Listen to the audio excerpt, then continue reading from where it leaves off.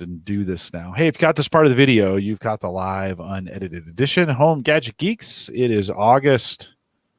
What is it? It's August 29th, 2019. Today during Theme Thursday, I couldn't even remember the year. I thought I've been working too many hours this week. What's the date? No, what's the year? The year's the hard part. Can't remember the year. Maybe you need to take a break. If you're catching this at 8 p.m. in the Central Time Zone, or figure that out for your area. You're catching the live version. Want to welcome you. Jump in the chat room. We'd love to have you in there. The beer talk has already begun, Mike, in the chat room, so that's good. If you're catching it any other time than that, you've just caught the recorded version of it, and it's okay. You missed us. Sorry, we're live every Thursday, 8 p.m. Central. It's okay. Stay around. We're gonna do 5 minutes pre-show, maybe a little bit more, and then we're gonna get started with the program. If you come over, because Ross invited you. Ross, thanks for inviting your audience to come over as well. And good to see some folks. Ron, Tony, Ken, Justin, Joe. Guys, welcome to the show. Good to see you guys out there as well. Mike, I am so I went kind of traditional old school today, doing a little Blue Moon honey wheat. Sarah, here's what was great. So this week I got home, looked in the fridge, all the beer had been rearranged, and there was a whole case of Sam Adams Oktoberfest that Sarah had bought and prepped. I think she's a keeper, Jim. I think she's a keeper. If that happens, she's a keeper. So we're in full fall mode, even though it's not fall. We're in full fall mode. So that's what I'm drinking. Mike, what are you drinking tonight? So I've got 2 left of these. So the one I'm drinking and one more. And these are the ones from last week I already told you guys about, the Laser Quest 2.0. This is that IPA with hibiscus. So Brute IPA with hibiscus. Looking at it's a 5.5% out of Cosmic Eye Brewing in Lincoln, Nebraska. Ooh, that's a Lincoln beer. It's a Lincoln beer. Yeah, it's pretty good. And then we won't talk about what's following that up because I'm all out of other good beer. So Bush, maybe some Bush lattes. Yeah, some Bush lattes might be following that up. I'm even out of White Claw, which I am not ashamed to say I'm a White Claw fan. And hey, is this White Claw thing going to go very long? You think it'll hold on, or will it go as fast? Okay. To be perfectly honest, I have not hopped on any other alcohol trend, but this one, you're literally talking 100 calories per can, nothing else. It is seltzer water and alcohol. And if you like seltzer water, like if you're a LaCroix fan, if you're they're just delicious and without the calories. So I say they stay around because for me and my wife, they're just an easy go-to. Hannah doesn't like them as much because she's not a LaCroix fan. So, but for me, let's face it, this past weekend, a buddy and I, just him and I, college buddies, were together, and we were at an impasse. We got to the liquor department, and we said, White Claw? He's like, well, yeah, I love those. And we went with White Claw. And that was 2 guys deciding on a drink. So I think it's super popular with the guys. It is. And, they're 5.5%. They're just like a high quality beer. And so can't beat them. Ross, have you tried White Claw? Have you tried the new seltzer or the new spiked seltzers? I have not. Okay. Yeah, well, don't get started on it. It's divided the drinking community. There are some who are like, this is awful. And there's others like Mike who just love it. Ross, I introduced you to an old fashioned when we were at Podcast Movement. You did. That was fabulous. Pretty good little cocktail. So, you get high quality drinks. Okay. I see what I'm competing with here. That's what I need to bring to the table. All right. We had a vendor who was paying. There we go. So, when you do that, you pull out a few better cocktails. So super good. Hey, if you're just joining, high quality product and they buy us a great drink. It was pretty good. We were hanging out with the sound design folks who make the Mix Pro. So Beauty Bubble, good to see you out there. Some of you may have come over because you saw Ross and he invited you. So if you're wondering, like, Home Gadget Geeks and they're talking about beer, well, that's our pre-show. If you ever come out here for the first 5-10 minutes, Mike and I talk a little bit about beer. We've had folks send us beer. Joe, thanks for the Arkansas beer. If you want to do that, if you want us to try your local area, and we want local stuff, don't send us stuff we can buy. I can't buy Arkansas beer here in Nebraska. Contact me if you want to send it to us. We'll drink it on the show, and we'll thank you for it. So 100%, we will more than thank you. It was pretty great. That was Joe. That was a super stand-up of you. So thanks for doing that, Joe. You might have become my wife's favorite listener because she really enjoyed the beer too. Nice. So. Nice. So we'll get started here in just a second. Justin says booze, cigars, food, and occasionally tech. That's kind of true. Lately. That covers our space right now. That is kind of true. I think I've got what did I book? We'll talk about there at the end of the show. Let me look at the host schedule. I booked another kind of alternative guest when we think about maybe not necessarily. I think I'm thinking about Cody. So Cody, we last week came on and we talked a bunch about alcohol, and really fun to get his take. He does a podcast called Shots of History. It's about the history of alcohol here in the United States, mostly from the Prohibition era on. And we talked some cocktails and we talked some beer and wine, and it was super good. He's working for a company that's trying to, with technology, kind of disrupt the distributor space here in the United States, which is kind of cool. So that was our tech angle on it. Nice. And pretty sweet. Tonight we're going to talk live streaming and some live streaming technology. Ross Brand is with us, and we'll get started here in just a second. If you're just joining us, appreciate you guys coming out tonight. If you're new to Home Gadget Geeks, we do talk a lot about food and booze and cigars. That does happen from time to time. Mike, are you around this weekend? Yes, I am. Long weekend too. Very long week. I took Tuesday off too, so I'm like, I got a really long weekend. Sunday night. I'm thinking that could work great. Sunday night, Ed Sullivan cigars. We might need to finally. They've been aging in my humidor. Okay. All right. Well, Ed, Ed, probably won't listen to this part, but we'll have to get that. We'll have to get together and finally smoke those cigars. All right. I think we're set. You guys, any questions from you guys? Ross, anything? You good? Ready to go? Okay. You know the deal. I do a little intro and then we do a little banter and then all of a sudden the show's over. That's pretty much the way this thing goes.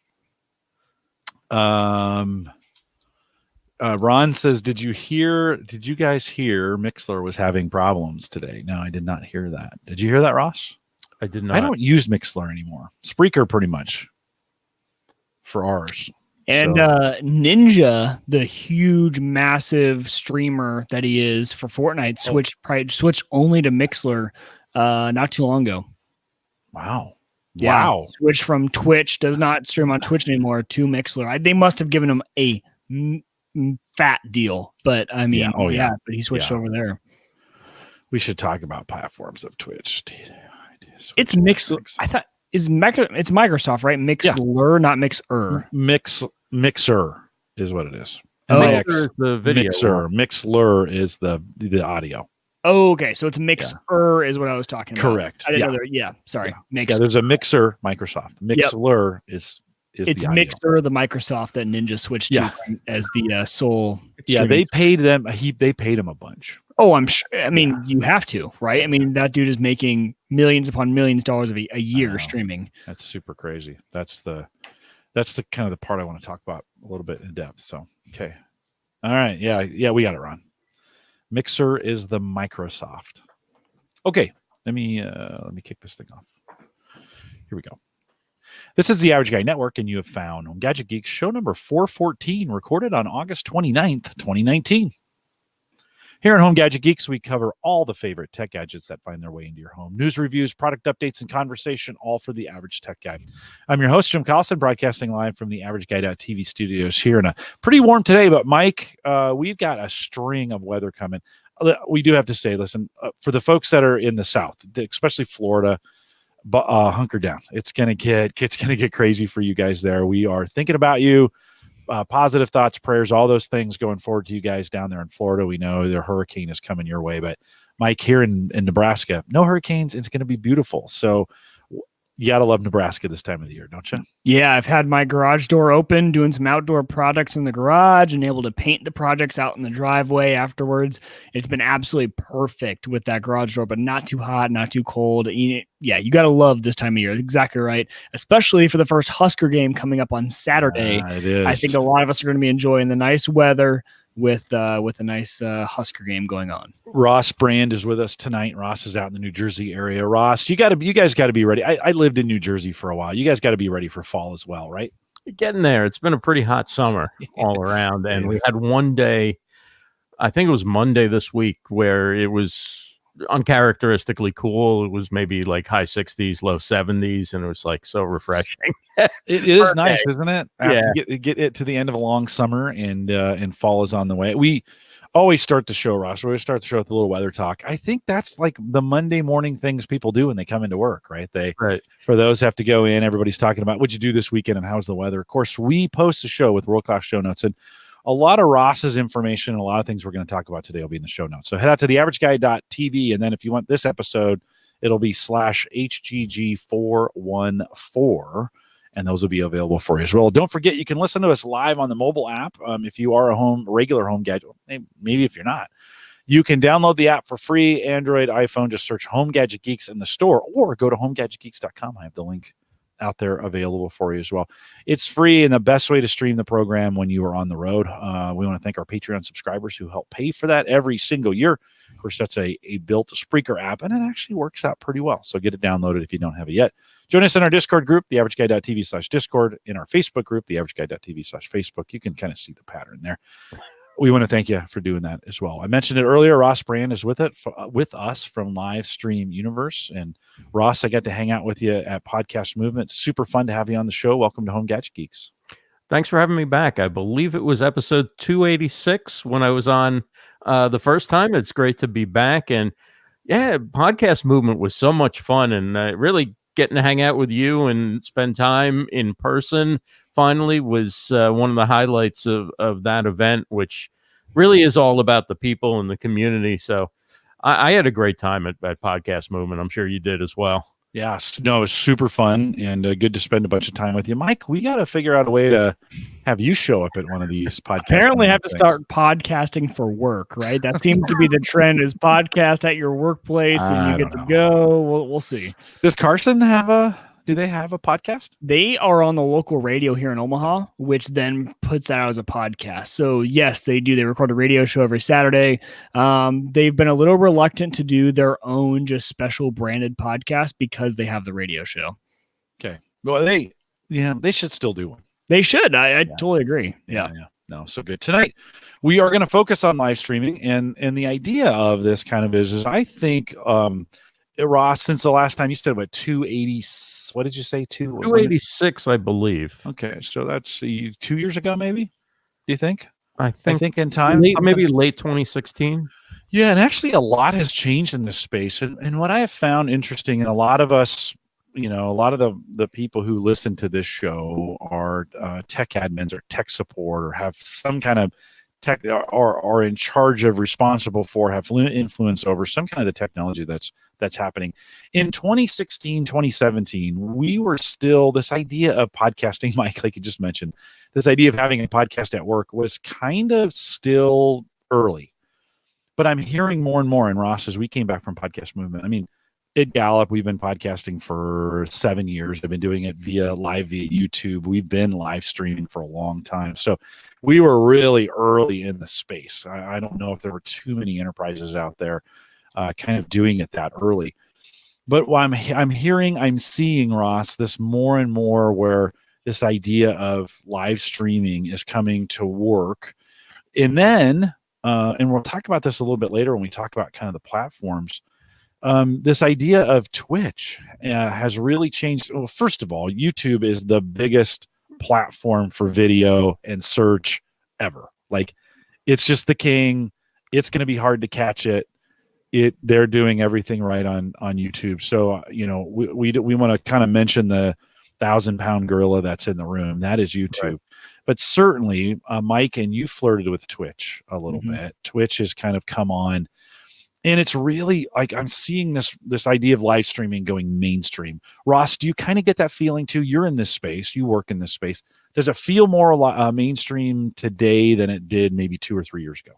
Oh, absolutely. I mean, when we were talking 2 or 3 years ago, we were really looking at Facebook Live just having come on the scene. And I think that's what made, Periscope came along and then Facebook Live. And with Periscope, it was a lot of, mobile phone and people playing around early on and just trying to figure out what is this technology and how do we do this. And then Blab came along and people started doing these talk shows that made it very easy. Of course, there were people doing Google Hangouts on Air like you were. But this is where really it started to become more into the wider attention on it.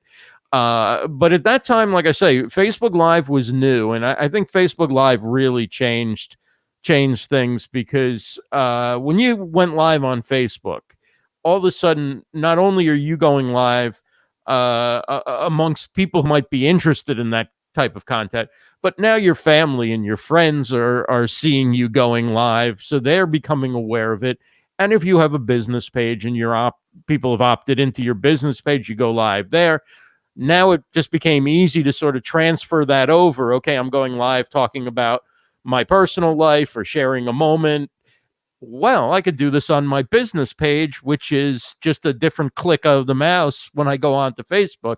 And I think that's where it started coming into business for more people, starting with a lot of small business and solopreneurs and coaches and consultants realizing that they can answer questions from customers and potential customers and clients right there in real time. And big business is, some have gone for it like Gallup has, and others are still afraid of relinquishing that control and doing things unscripted. Mike, you've been doing this a long time with me on the podcast side. We've never not been on YouTube in the times we've been doing this. Like I was trying to remember, like, when was the first time I was on YouTube with one of these? It really goes back. Oh, I think we're in the 70s by the time I start going broadcasting live on YouTube. Here, 70s. So 330 shows. No, is that right? 300. Yeah, 330 shows ago, which is a while. Mike, what have you seen when we think about the streaming? Just give me an overview from your perspective. How have you seen it change over the last couple of years? For me, the big change was, in the beginning, right? We saw Ustream and some of those where it was just the ability to live stream was a big deal, right? If you could stream live, if you could get your feed out there. In the very beginning, it was, who cares about the quality? The fact that I can do a stream live with video, right? Audio is a different beast. It was done a lot earlier, but with video, I can get my video out there and people can view it. The quality wasn't as much of a challenge. It was just getting it out there. That was the big deal. And then it turned into, okay, how do I get this on more platforms that have more viewership, right? Because not everyone's on Ustream. People were on YouTube and things like that. So then YouTube got a hold of it. Well, then it's more of those. It's where are the eyeballs at? They're on Facebook, right? And then Twitch became kind of the powerhouse for gaming. That's really where they got their edge, was if you were looking for gaming content, you're going to Twitch, and that's where the best gaming streamers are, and that's what they're doing. And I think so then it became more of a, in these terms, a commodity, whereas you could stream wherever you want. It was relatively easy to do so. Back, I remember Jim, it wasn't too long ago that when you and I were both doing our individual shows, and then I was a co-host on yours, I was doing Uyghur Tech. We were using Wirecast, right? You had this really expensive software to do exactly what you're doing right now. You have each of you and your two co-hosts, you have us in split views. You're able to switch back and forth. You can make Ross big. You can make me the primary. You can easily look at that. Look, you just made me big screen with a touch of the mouse. But all of that you're doing right now is within a browser. And what I had to do was I had to do that in Wirecast back in the day, and I had to pre-program that into scenes and make sure I had the hotkeys going, and it was fairly difficult. So what we've seen now is, number one, get to where the eyeballs are, right? And Jim, I think the difference between you and maybe a lot of other streamers are when you already had your audience getting into the live streaming, right? So you had always been live streaming, but when it came to, hey, now Facebook is a player in this, Twitter with Periscope, when those started to become big, you already had your audience. So you weren't necessarily looking to grow at a massive rate. And I still think if I were to ask you today, you're very happy where you're at with your numbers. You're not necessarily looking to grow as fast as possible. So for us, we have stuck to what works. We stuck to YouTube. We stuck to Hangouts on Air for as long as we could before that went away. And so you've got where are the eyeballs? That's number one. And then it's just features and usability. And you look at StreamYard. I mean, if this was around when I had been podcasting live, this is exactly what I needed when I was using Wirecast, and Wirecast was at that time a $500 piece of software. If you wanted all the advanced scenes and the cutting and the lower thirds, Jim, you are able to right now, and we've done this in past shows, you can take a comment from the chat and you can bring that in as a lower third. I mean, those sort of features on here, look at that. From Joe, is that mixer, right? You can bring that right into the show right here. That type of feature would have taken me a lot of effort back in the day with Wirecast. So I think nowadays with streaming, we've gotten to a point where the usability is there 100%. The eyeballs, we're there, right? We are where the people are. We are in Facebook. We are in Twitter. We are in Instagram. You know, I think Instagram's another great platform for live. So now really we've gotten to the point, and this was, again, the beginning stages of YouTube, if you think about it, were you just had to put out video content. It really didn't matter how good you were. It was put out content. If you look at the guys who got in early, they got a ton of subscribers really early because they were the ones there. They were on YouTube. They were the one giving tech content at that time when people got in. And now, if you want to get in and you want to be a big player in YouTube, your quality better be there. You better have massive quality. You better have, you better pay the money. You better use the software. You better know how to edit, because you can't just get on and put your voice out there and expect to get a bunch of viewers. So now I think things have changed where now live streaming is bring the content and bring the quality with it, because now everyone's on the same level playing field in terms of easeability and where the eyeballs are at. Ross, Mike mentioned StreamYard, and we're using that. You can see up in the corner on that over the side, and I like to leave that on because I like for folks to know what we're using. You're doing a podcast, a live stream. What's really interesting is we always came at this from a podcast perspective. We called all these podcasts. When you came along, you were calling everything a live stream, and I was like, why is he doing that, right? But you've started a program working with StreamYard for this. Why? Certainly Mike highlighted a little bit of the features that we have here, but why do you like StreamYard so much, and what kind of features do you gravitate towards? Yeah, what I love is that StreamYard is finally a browser-based platform or app that goes to multiple. You have a choice of multiple social destinations. You can go to Facebook. You can go to Periscope, Twitter. You can go to YouTube. You can have integration with Restream to go everywhere, 30 plus destinations for free. You can go to LinkedIn Live now, and you can also use RTMP to go almost anywhere that accepts RTMP, or anywhere that accepts, which is almost every major platform where the API is open. I mean, other than Instagram, the doors are wide open for where you can use this technology that you're using to produce the show. As Mike was saying about Wirecast, not only did you have to deal with loading up all the graphics and creating them and all the switching to get everything into place, but you had to have your guests come on the half an hour early, and you had to scrape the video and then put that into a shot and then crop in from the sides. And then the guest moves and you have to redo it, and then you got to restart your computer because so Wirecast now has NDI from Skype, and which enables your video to come in like a webcam video if it's on the same network. So we could do an NDI call, and I could bring each of you in as your own feed, as its own shot, just like I was bringing you in from a webcam, which has just changed the game for bringing in guests on Wirecast if you want to do that. But even when I use Wirecast, the ease of bringing in guests with a link means that I use the virtual cam to go from Wirecast. I can do a few things in Wirecast if I need to, but StreamYard is so feature rich and so easy to use that you hit upon it. It's the ease of bringing on the guest that there's just no comparison in terms of sending somebody a link. They show up and you bring them into the show. You take them out of the show when they're done. And that's really all the work you have to do. And then you can just decide what layout you want. And then it's showing the comments on the screen both, it could be banners as well, where you have question or you have a topic, you have a call to action. You can pretty much do almost anything because you can create overlays and you can create backgrounds. So you could create either a static image background, which could just be a color. You could use the Home Gadget Geeks color. Right now, I think you're going with the average guy.tv black, but you could go with the Home Gadget Geeks green as a background color everywhere where there's not a video feed showing on the screen.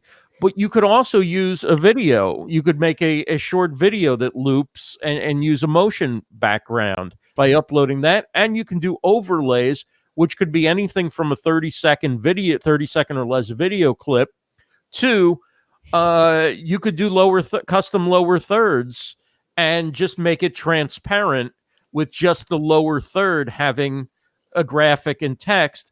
And that could be present while your video is on. So you can do many of these different things. And I continue to learn, new tricks and techniques with this. And they keep coming out with new features week after week. And they all just work right out of the box. So I can't say enough good things about StreamYard. Well, that's been the magic, I think, or the advantage. Oftentimes in business, the advantage goes to who's first. Mm-hmm. With WebRTC and all these services, you'd mentioned Blab earlier, they've kind of come and gone. There was a few other ones in there as well. Trying to think, besides StreamYard and besides Blab, Ross. There was like Fire Talk, Huzzah, yeah, Smile okay. Something, Smile Time. Yeah, there were a bunch, right? And I think this is one of those cases where they were all trying out this technology, and it wasn't to their advantage to be first, because the guys at StreamYard have really nailed WebRTC. Like, you're right. It's a link. I've been doing this a long time. It's a link. You send it to them. People connect. Since we've started using this, I've had no trouble getting anybody to connect in here. So much so now that I think about StreamYard first for everything. I'm like, oh, even if I just want to record an audio conversation, I think I'm going to use StreamYard. I'm going to push it to YouTube as a private link, so no one will see it when it goes live. And then I'll pull that video down, strip the audio out, and use it that way. Really, because the connectivity is so easy in the business world. When we're using Skype for Business, or we're using Teams, or we're trying to use Slack, or we're trying to use Discord, and to get connected and get those things recorded is sometimes super messy. I mean, it just is. Those are still old technologies that have these wonky, okay, well, you got to dance and then tap on your head and tap your belly, and then maybe the recording will work. Kind of StreamYard has kind of fixed that. I think we're going to see some copycats come along here, but this is, I think, finally we're to the point, Ross, where the connectivity bit is so easy. Right. Now we got the barrier, Mike. Or I mean, we've removed the barrier. Mike, you mentioned screens. The screen pieces are easy to do. It's easy to move people around. It's easy to get show full screen. So I think we're to that point, right? Ross, you also mentioned Restream.io, right? And so now, right, these companies have all these open connectivity or connections to them, where it's super easy to make a connection within a kind of couple clicks, and input some information, and boom, you are in broadcasting live to any of those platforms. Ross, why do you think, though? I mean, in your opinion, for an organization or for a person with streaming live, why do you think the live streaming aspect is so important? Why not just audio only in a podcast? What's different with the video, in your opinion? I think there's a couple things working. One is with live, people have just, and particularly the younger generations, they've just gotten tired of the canned messaging and the PR, the press release, and the video that's clearly been shot with actors over and over again, and the stock photos in the career section with everybody jumping up, and not one of whom actually works for the company. Yeah. So from the recruiting side of it, if you can actually share a little bit of the culture of the company you work for, and as you do with the coaching community at Gallup, when you can share a little bit of inside what's going on, a little bit of a connection with a person where they can ask you a question in real time and you can respond, or they can call into your show, or they can come on live, or they can just see you giving some type of access that they feel special that somebody else wouldn't get if they were going through the PR department, or they were going through the what was in the media about the company. They're getting a chance to see the people in what really is the most real fashion. I mean, it really is like nothing else other than being with somebody in person. Now, you can prepare, and you should prepare if you're doing a live stream on behalf of a broadcast. You can choose who your guests are, which employees you'll spotlight, which customers or clients' journeys you'll make front and center and a big part of the narrative that you're telling. But ultimately, if I have somebody on and I interview them about what it was like to work with me, that's much more powerful than if I say, can you write a testimonial or record a video and send it to me? Because even as I'm walking them through the questions, people can tell with the body language, with the tone, with the inflection, with all those nonverbal and auditory, but not necessarily the exact words that they're saying. People can read and sense on so many different levels. Yeah, this is real. This person really was excited to work with me, or really did enjoy being a part of this collaboration. Whatever it is that you're doing, you have a way through live to get people to share that in real time and in a way that just doesn't seem like it went through 8 layers of BS. And I think as society is becoming more and more cautious about how they communicate within a business environment, within building a personal brand and all these things, there's something about seeing somebody just go on live where anything can happen.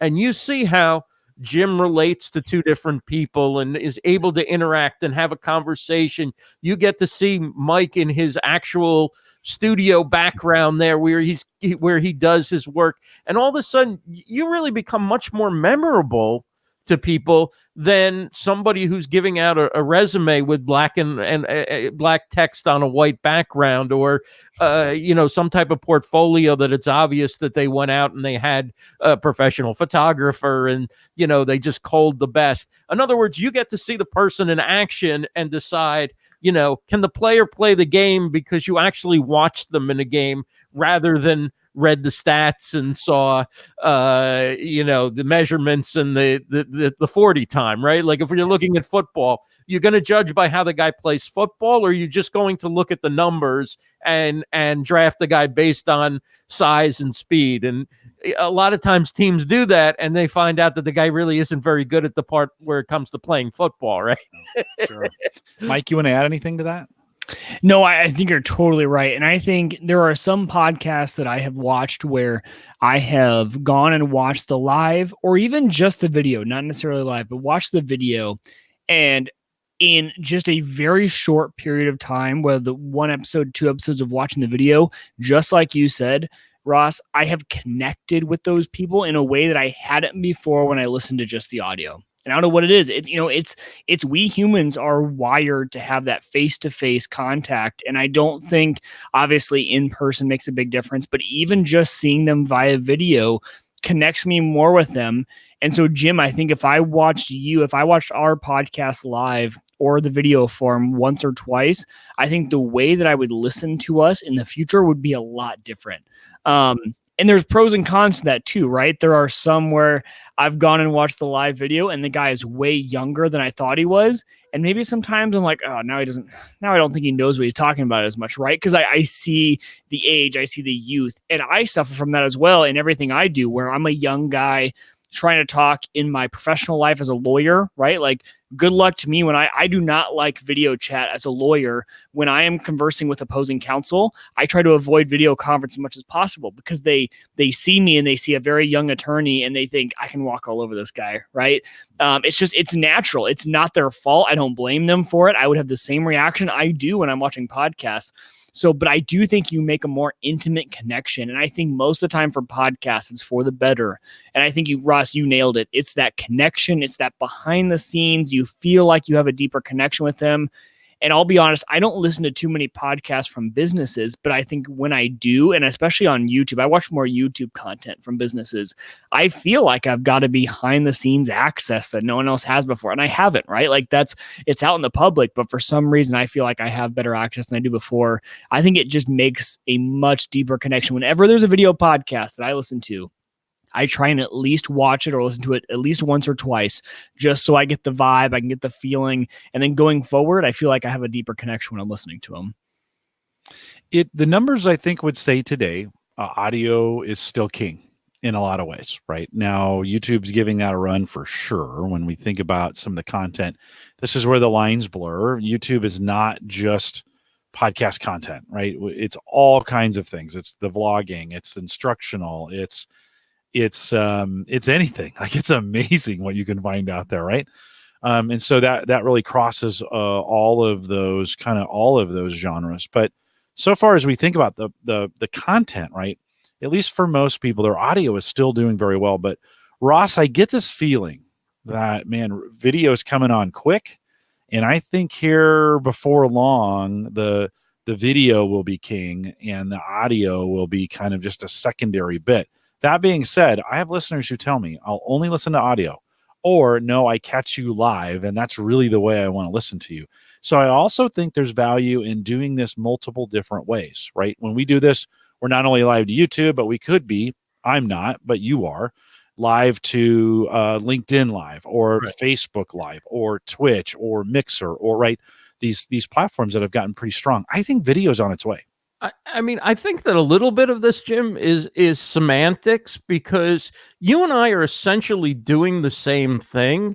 It's just that your audience is primarily a podcast audience, with some audience, a loyal audience that likes to watch, likes to watch you live on Thursday night. My audience is primarily a live audience, secondarily a video replay audience.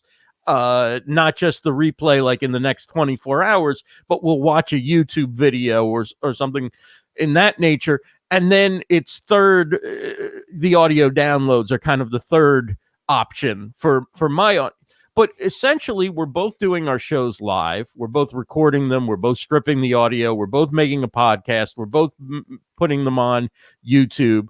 And what I advise people to do is, even if they're doing any type of short form audio, like a flash briefing or a quick podcast, turn your camera on while you're recording it. Mm-hmm. And then you do the audio for the podcast, for the flash briefing. But for social media, I don't think audio alone is really a scroll stopper. Now, people do some interesting things with those audiograms and images. But I think video in a Facebook feed or an Instagram feed is an eye catcher. And if you just record video of yourself doing your podcast or your flash briefing, and now you've got to take a 30-second, 1-minute clip of that, make a square video, put some text on the top and the bottom, and upload it to YouTube. Now you've got content for all the different social platforms. Those videos like that, I often don't put on YouTube. You could put them on YouTube, but they're so great for social that it's like, why not maximize the ability to promote what you're doing and to bring attention to it?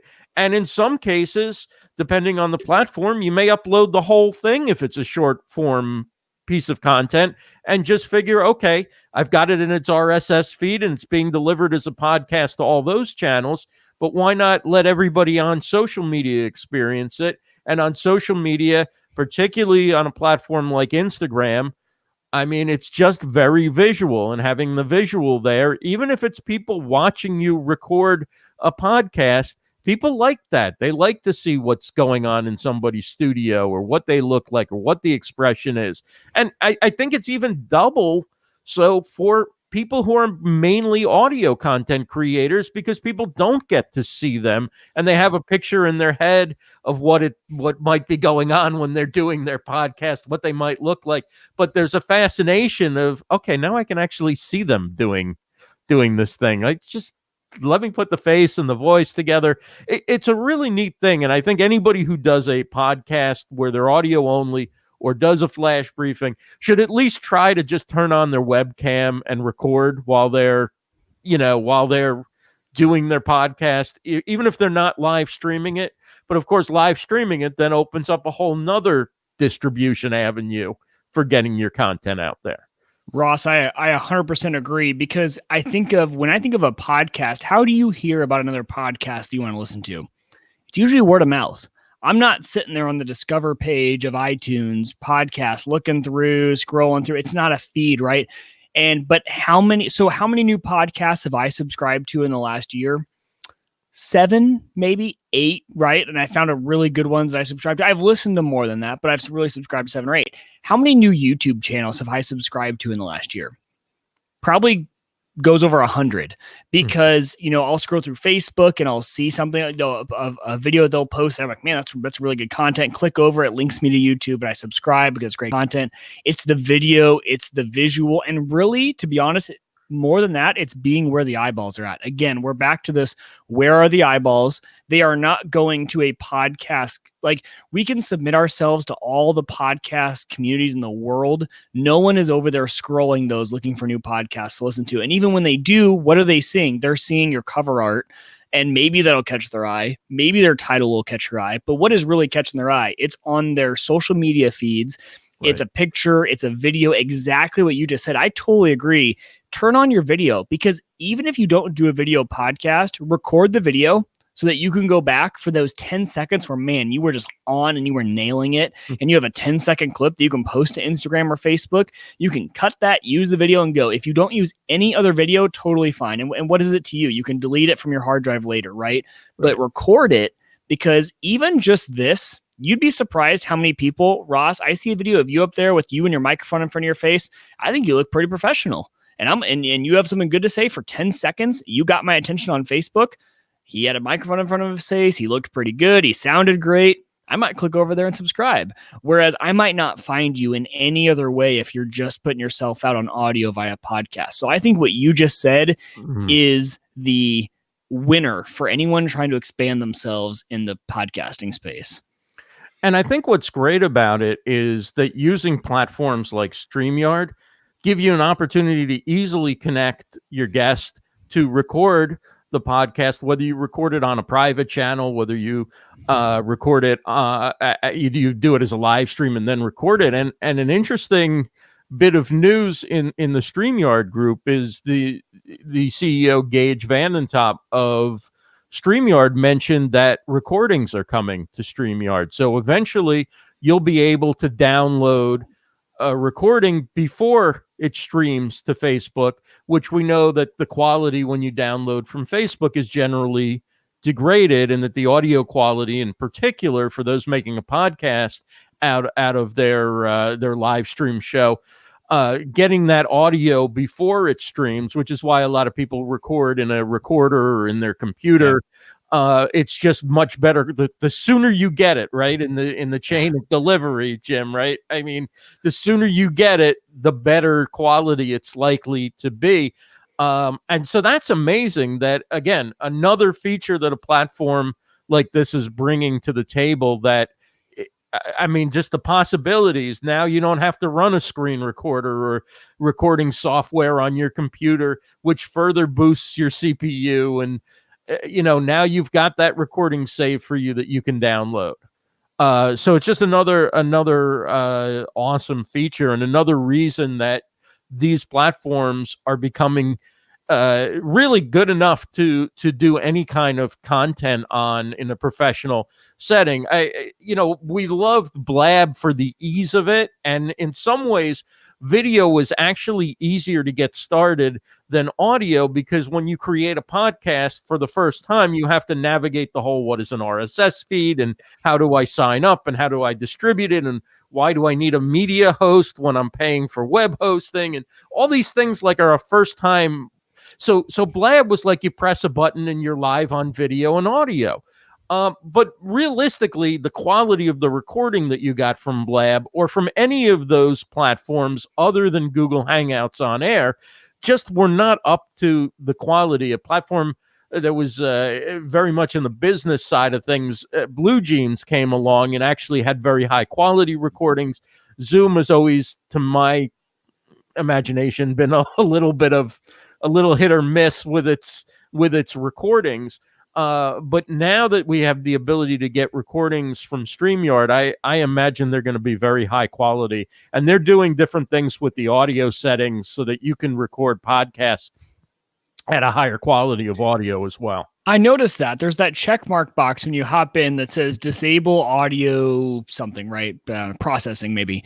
And I've always wondered if I click that, Jim, like what really will we get hear? better. We get a little better quality from you. Yeah. Cause they're trying to, from my understanding of this, they're trying to compensate for any echoes. So not all, we all have earbuds and headphones and great mics so we're and pro. things like that. Yeah. So it's a lot easier. Not everybody has that. So when they're audio processing, they're doing some things to kind of do noise cancellation, right? Yeah. When you shut that off, it's just the raw audio. So yeah, actually for you guys, I should be telling my audience, right? Am I right on that, Ross? Absolutely. So what happens is if I have a very quiet mic and preamp, right? So I may be talking and a guest is wearing earbuds with the little mic thing and they're jingling it in their jewelry, and it will actually think that for a moment the guest took over as the primary speaker and my audio ducks under the guest's audio. So this way, it just whatever is in the audio chain there along the way gets broadcast as it is, because it's assuming, as Jim said, everybody's using a higher level of professional equipment and understands how these things work. So for many people, using the processing that's built in is probably the best way to go. But when you're ready, this is a way that you ensure that the audio is a little cleaner, I think. And that's been the only item for me that has the whole time, right? When I've podcasted with Jim, I podcast with my co-host Colin. When I did my show way back when, we would do back and forth between Google Hangouts, and then I would go Wirecast. And Wirecast, Ross, like you alluded to earlier, we were doing via Skype, or I had him in studio. Most of the time it was via Skype, though, and I was screen capturing him. But man, the audio was so crisp because that audio was coming through Skype and going into my mixer. And then I was capturing all that locally, but even the quality that was going up to YouTube was him coming across Skype first, which was high quality. You're taking my high quality XLR and you're just shooting that audio straight up. So in that sense, for Wirecast going up, it wasn't having to do any audio processing. And once I did that, that was the first episode, man. I got the most comments and emails back to me saying, man, your audio quality got so much better. And I was like, well, I mean, it comes with a cost though, because it's so complex. But man, yeah, I hear you. Like when I go back and listen to it, when I listen to Wirecast versus Google Hangouts, it was night and day. It was so crisp. And even, so you can tell the difference a little bit, but the convenience side was another side. I ended up going back because I'm like, guys, like I get it, but it's just too darn convenient to hop on Google Hangouts, just to hop on StreamYard. So anything that these services start doing now to give that sort of quality back to us on the audio side, because the audio on these podcasts, I think that's where there's still a lot of room for improvement. I don't think many listeners care if I go a little bit blurry or if the screen switches around a lot, but in their car, when they hear, I mean, they're having to listen to that. And if it's painful a little bit to their ears, or if they notice a difference in audio quality, I think that's really where your listeners are going to notice. I think you should always focus on audio first, video second. And I think that'll always, turn out better for your listeners, because there are some podcasts I listen to and they are the best content in the world, but man, I can't listen to them because it is just painful in the car. Either it's too high pitched or I can't hear them and I have to crank up the radio too loud, whatever it is. And the audio ruins the experience, even though they have some of the best content I've listened to. Yeah, audio. I like to say that audio is the most important part of your live video, in particular when you're doing talk show type of content like we are. So obviously audio is going to be an important part of your audio when you're doing audio broadcasts. And like you were saying, I used to record everything in Wirecast. Like when I was just doing an audio, if I was doing something that wasn't live, I would always record it. If it was a podcast or a video, I'd always record it in Wirecast, because the audio recording just from my mic into Wirecast or my Mixer into Wirecast was fantastic. And now I use ScreenFlow, which is made by the same I company. love ScreenFlow. I Yeah. use that I record everything into ScreenFlow, and it just works so well with Mac for getting a good, clean recording. But I think the technology is improving, and I think really what makes StreamYard different again is that we are having these conversations, and not once has one of us had to refresh their browser or go out and come back in or turn their video off or hang on with us for a minute. We're checking the feed, and there's other platforms that have brought some elements that we have here with StreamYard, but none of them have gotten this level of stability before. No. Except Google Hangouts on Air was extremely stable, but they had Google behind it. They weren't a startup. They were Google. And they didn't have all the features that you have here, right? They did not have these features. And I think just the speaker being prominent and everybody else in the little box along the bottom was getting a little bit of a dated view after a while. And I think people were ready for something a little more contemporary and a little more little more flexible in terms of how they can brand it and how they can produce their broadcast. I do miss being able to drink my beer while Jim was talking without everyone being able to see it. That's the one thing I will say I miss about now I'm like, I'm really self-conscious. I'm down here and everyone's seeing every time I go for my beer. I do wish there was an audio mode in StreamYard that worked like Hangouts, where Ross, when you were talking, you'd go full screen and then I would be full screen. I mean, I could do that now, right? I could switch over to this right now and be talking and blah, blah, blah, blah. And then when you start talking, I can switch to you, and Mike, I can switch over to you, and we do that as well. Those will be my YouTube. I'll pick one of those to be the YouTube thumbnail now for that. But it is the great thing about it is I think, Ross, I've heard you say some of those we're continuing to work on this platform, and some of those things are still coming. Okay, I want to change the subject a little bit on this. The frustrating part I just mentioned this. So Steve Sleeper, who's a listener to the show and listens to Ask the Podcast Coach on Saturday mornings as well with Dave.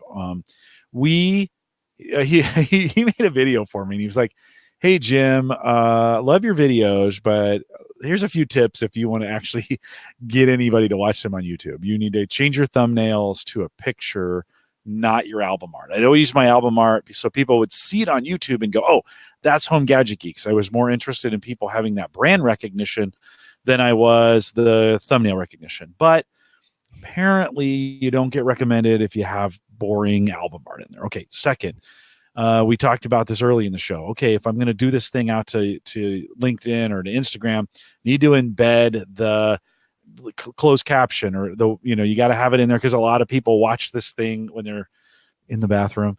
Right, whatever, or late at work, in a meeting. They don't know exactly, and they want to read the words, right? Okay, something else to do. Oh, so that's on those platforms.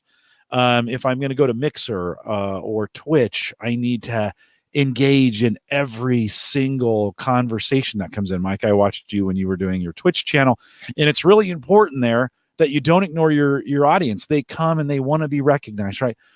And I just get overwhelmed. In fact, I even told Steve, he was so nice to send me this note. I said, I'm probably not going to do anything you're telling me to do. I want to be real clear. I'm probably not going to do any of it because there's so many things to do. Ross, with the proliferation of all these new services comes all these different ways to optimize them. As an influencer, as a YouTuber, as a podcaster, I could literally spend my whole weekend, and I think you do, to be honest, Ross, I could spend my whole weekend just optimizing my content on all these platforms. How do I make sense of all this?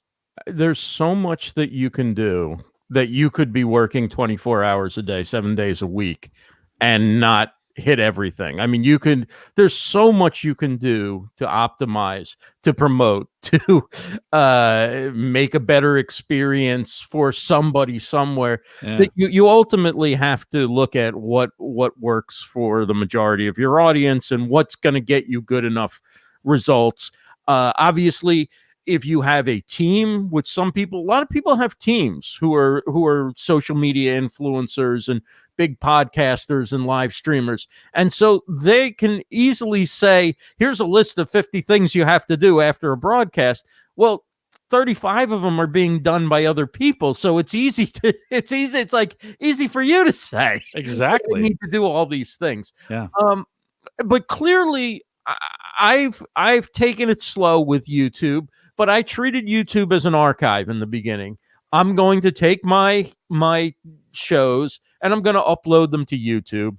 And I had no idea how YouTube works. So sometimes I would upload 20 of them in a day and publish them, not realizing that if any of them had a chance to breathe and get some momentum, I'm just totally cannibalizing all of them. I didn't put the script, like the headline was, the name of the person I interviewed, which unless that person's famous, nobody's going to be searching for that person. I didn't do the whole thing. Like I did everything wrong you could do. I know. So I've started focusing now on most of my nature. My shows have changed. So instead of doing an hour interview with one person, I often have multiple guests. Say I have 3 guests. So within each guest, there's a segment that I can pull and make a YouTube video out of. So I'm thinking about what can I do as far as the title goes, what can I do as far as the description goes, and what can I do with the thumbnail. Are there a few other little tweaks? Maybe, but those things alone, when you get a template for the thumbnail and then it's just playing around with pieces, and even that takes time. It's taken me like 40 minutes. Do I put the logo here, or do I put their logo here, or do I, this person's letters or their name is long. Maybe it's like even that takes a long time. But that made a huge difference for me. It would probably make even a bigger difference for me if I only focused on that content, which has a history of doing well. But I'm still treating my YouTube channel in part like a portfolio where I'm showing people what I've done and what I can do.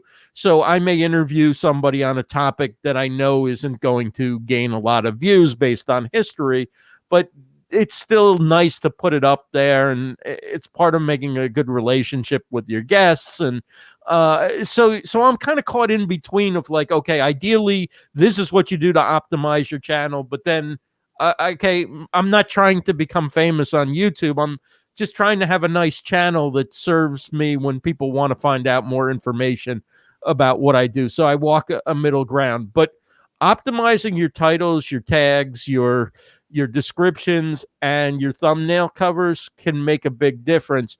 And if you were just using a plain thumbnail cover and using the episode number and the name of the guest or whatever, just picking a title that somebody might search for, like, how to live stream with StreamYard, or how to go to, live streaming updates for 2019, or I know I so resist, Ross. Something like that can make a huge difference. Let me just be honest with you. I so resist this YouTube clickbait. Like, and I know people tell me like, no, Jim, you're gonna have to play the game if you want the YouTube juice. You're gonna have to play the game. And I Mike, you got to talk me off the ledge here on this one, because it's like I don't want to change these titles. I don't want them to be, and you'll never believe what happened next. And I don't want my listeners or those folks who find me on YouTube to do that. But apparently, if I don't do that, there's no discovery. I don't know, Mike. What do you think? 2 things. Number one, you're not looking for discovery. You have your audience, and you're putting out video for the audience that you already have to find video if they want it. And number 2, we're not the clickbait. The instant they click into that video and they see an hour and 10 minute long video, they're already gone. It's not going to work unless you put in the extra work of making clips, right? How do you, what's the best streaming service? And you clip the 8-yard where Ross just talked about, StreamYard, something like that. And you clip that and you make it and you do all that extra work.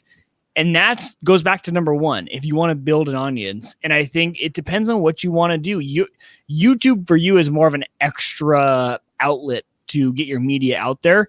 If you're a 100% YouTuber Or if you are 100% media, this is not your livelihood, Jim. Your family's gonna eat just fine if your podcast doesn't grow very well, right? But if you are, there's plenty of people, and they are 100% right. If you are trying to grow your YouTube because that is your bread and butter, you better follow those techniques because you need the views, you need the eyeballs, you need the ad revenue, you need the subscribers. But I think it's just different, and I think a lot of podcasters, Jim, are honestly in your shoes, where YouTube is the video outlet. It just happens to be the most convenient place for you to upload your video to, for people to go and watch it without costing you an arm and a leg. This would cost you a lot if you had to host your own video and have it be accessible for people to go and view in a manner that's great, in a manner that works well. So I think it really just depends on what you're trying to do. So I think it depends on the podcaster. If this is going to be your bread and butter, and if YouTube, you need to make it and you're trying to grow your audience at a massive rate, follow those. Clip up your podcasts and put them out. Use the clickbaity titles, because as much as you and I hate them, they freaking work. I am on YouTube every night, and even within my category space, right? I'm really into ham radio right now. I'm really into woodworking right now.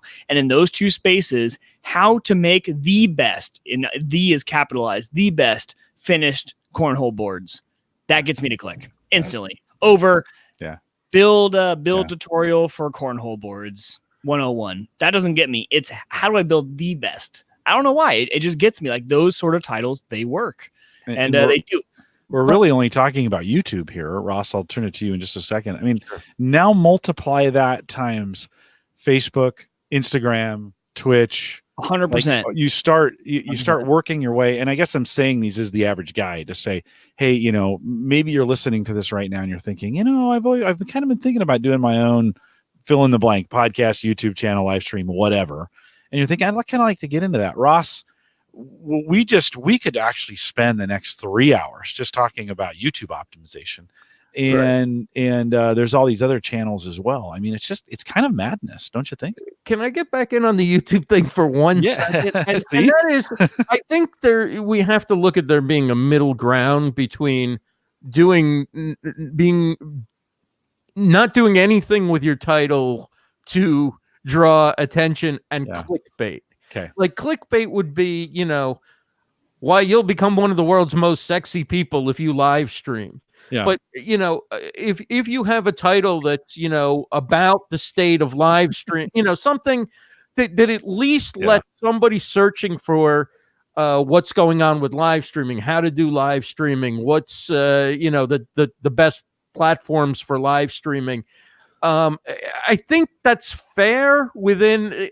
I think you have to figure out what's within the video that you're being honest about, that you can put a headline in a way that somebody would be searching for that. Yeah. No, I know. But I think news store. Look, the most credible mainstream newspaper you want to pick, if there are any left, they write headlines to get you to read the article. I know. And they're dealing with very serious subjects of life and death, war and peace.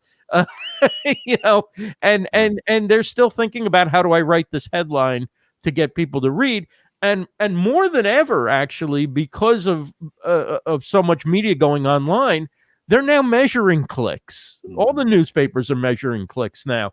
They're all writing headlines based on what's going to get clicks.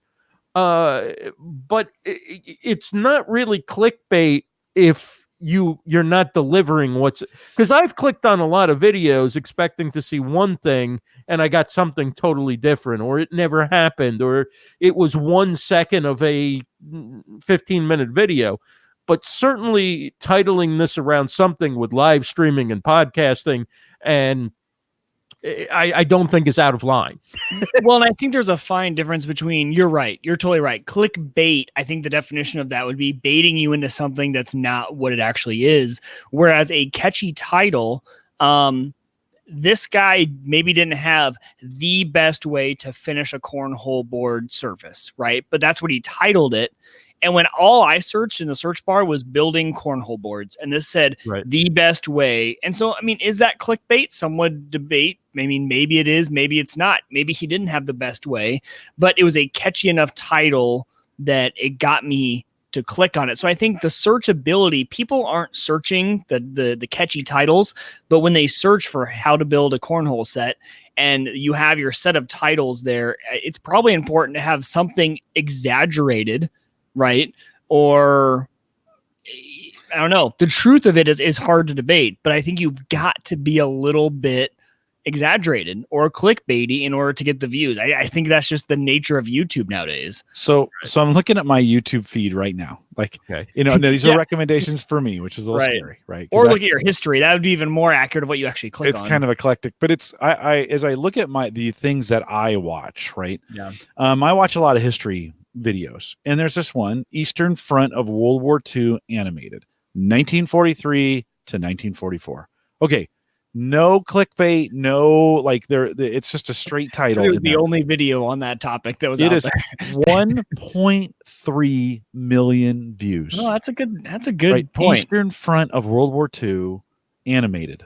And so I fight a little bit against this. It's these kinds of things that make me fight. Now, there's a whole bunch of other factors out there as well, but Ross, this makes me fight that title thing. Like when I was chatting with Steve this weekend, he didn't when we had Aaron on, I thought it was cute because I used the hashtag van life in the title to do it.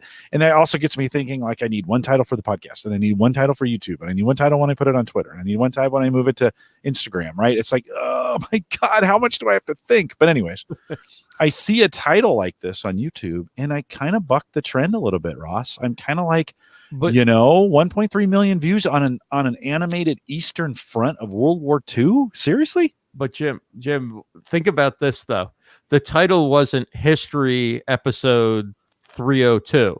You still had a way to search for it. There was still keywords in there that you would search for if you were interested in that topic. And you also, if I had the video, but I'm not going to do it in the middle of the show, but I could look and see, did they tag the video? What did they put in the description?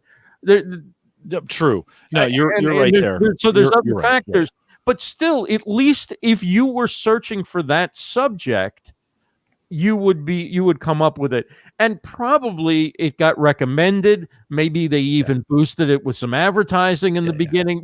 There's so many factors that right on. Complicated. Right on. And certainly I'm no expert on YouTube, on the YouTube algorithm. I mean, you could spend your life studying that, and then it changes the next day, and you've got to play catch up to get up there and stay on top of the latest.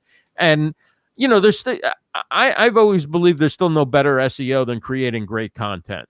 I don't know that's a little simplistic, because there are people who create great content and are getting no eyeballs, and there are people who are creating mediocre content, but they know how to work the system and they're doing pretty well.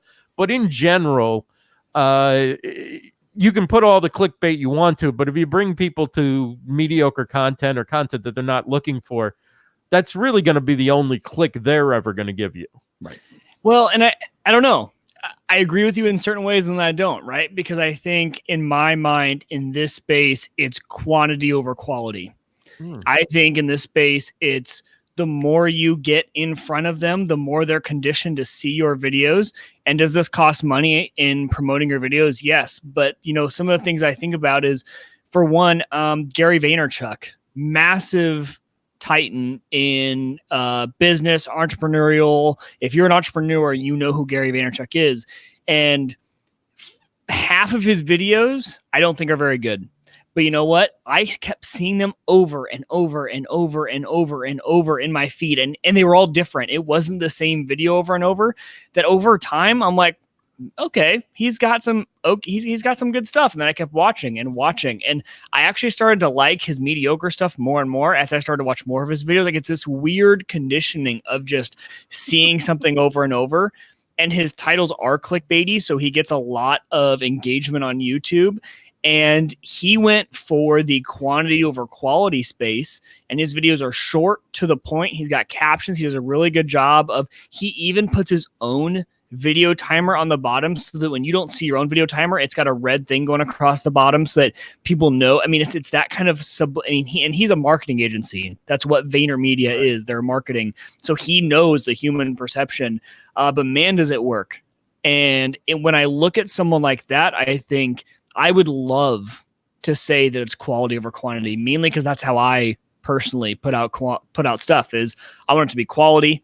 I'm not quantity. I want it to be good, and I want someone to find it and say that was worth it. Give them a subscribe. But really, I think in today's age, it might be a little bit more quantity. Now, do you need to have quality? 100%. Like you need to have it eventually, but it may be more of. I'm sorry. Flooding are you saying that the content, like what he's saying, really is mediocre, or are you saying that the quality of the video, what he's saying, quality, not right? So, but he's built a cult of personality in a sense, and I don't know. He's found some way to dig into people and get them addicted to his content and what they're saying. But that's what I mean. That's what I'm saying is how do you get that initial flood of people? Is it quality or is it quantity? And I think he chose quantity over quality, where it's just flood them with stuff, get it out there, go, go, go. Eventually we'll hit a nerve of something that person likes and they'll see it. So I think there's both ways. I think you and I we could try both of these and probably have the same level of success. That's the crazy part about YouTube right now. But for me, what I've seen in the people that I have watched the most, they went for the quantity over quality route, yet they still had a base level of quality, right? You can't just be a total awful producer who puts out hundreds of videos and gets views. You have to have some semblance, but you're not going to appeal to everyone. I think that's what people like Gary know I'm not going to appeal to everyone. So what do? I blast out there as much content as I can, content. And eventually something's going to catch a nerve and they're going to come back and be like, oh, this guy's got decent stuff to say, and hit that subscribe button or whatever it is, follow. And then instantly he's kind of formed this empire over time. Oh, we could talk about this for. So we've had this fun conversation. We've had this. This has been about a 30-minute conversation, especially on the YouTube. If we took it to Instagram, if we took it to Twitter, if we took it to, it'd be different.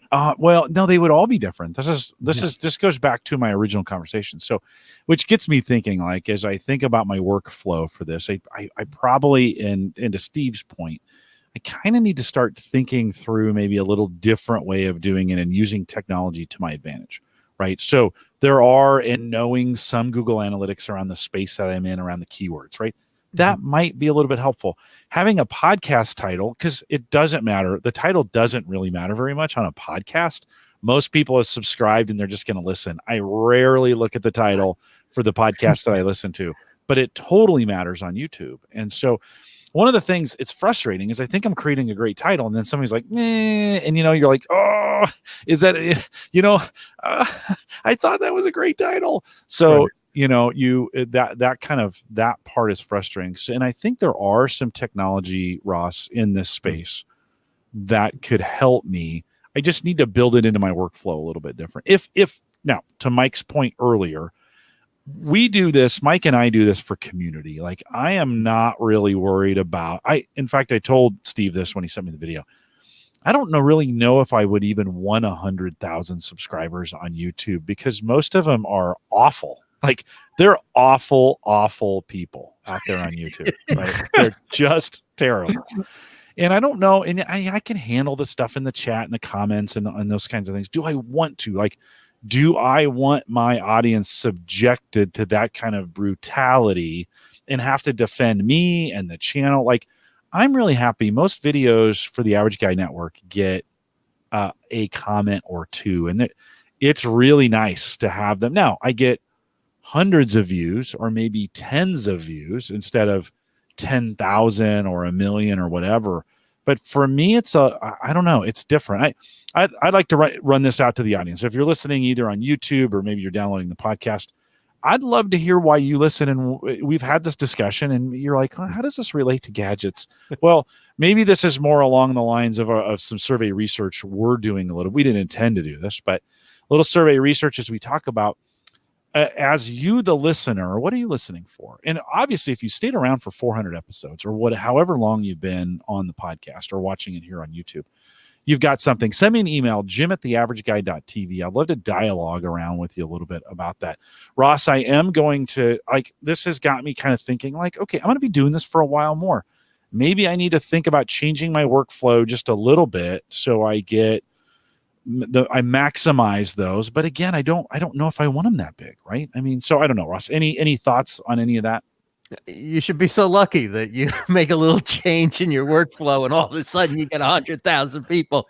If you do that, I want to know what that tweak was. But well, no, you never know. You never. I have YouTube videos with tens Right. of thousands of viewers on them, so we have had that. I think it's minor adjustments, and it's, in other words, having a title is better than having no title or a number as a title. So you don't have to put 4 hours into coming up with the perfect keyword title, but have a title that reflects what's in the episode. Probably there'll be a keyword within those words that somebody's searching for. You'll pick up a few views. You'll get recommended a couple more times if you want, if you even care about that. The other thing for promoting the podcast, I would say, take one video clip, just start with one video clip of under a minute from the episode. 30 seconds, 45 seconds, a minute, could even be 20 seconds. And upload it to each of your social accounts.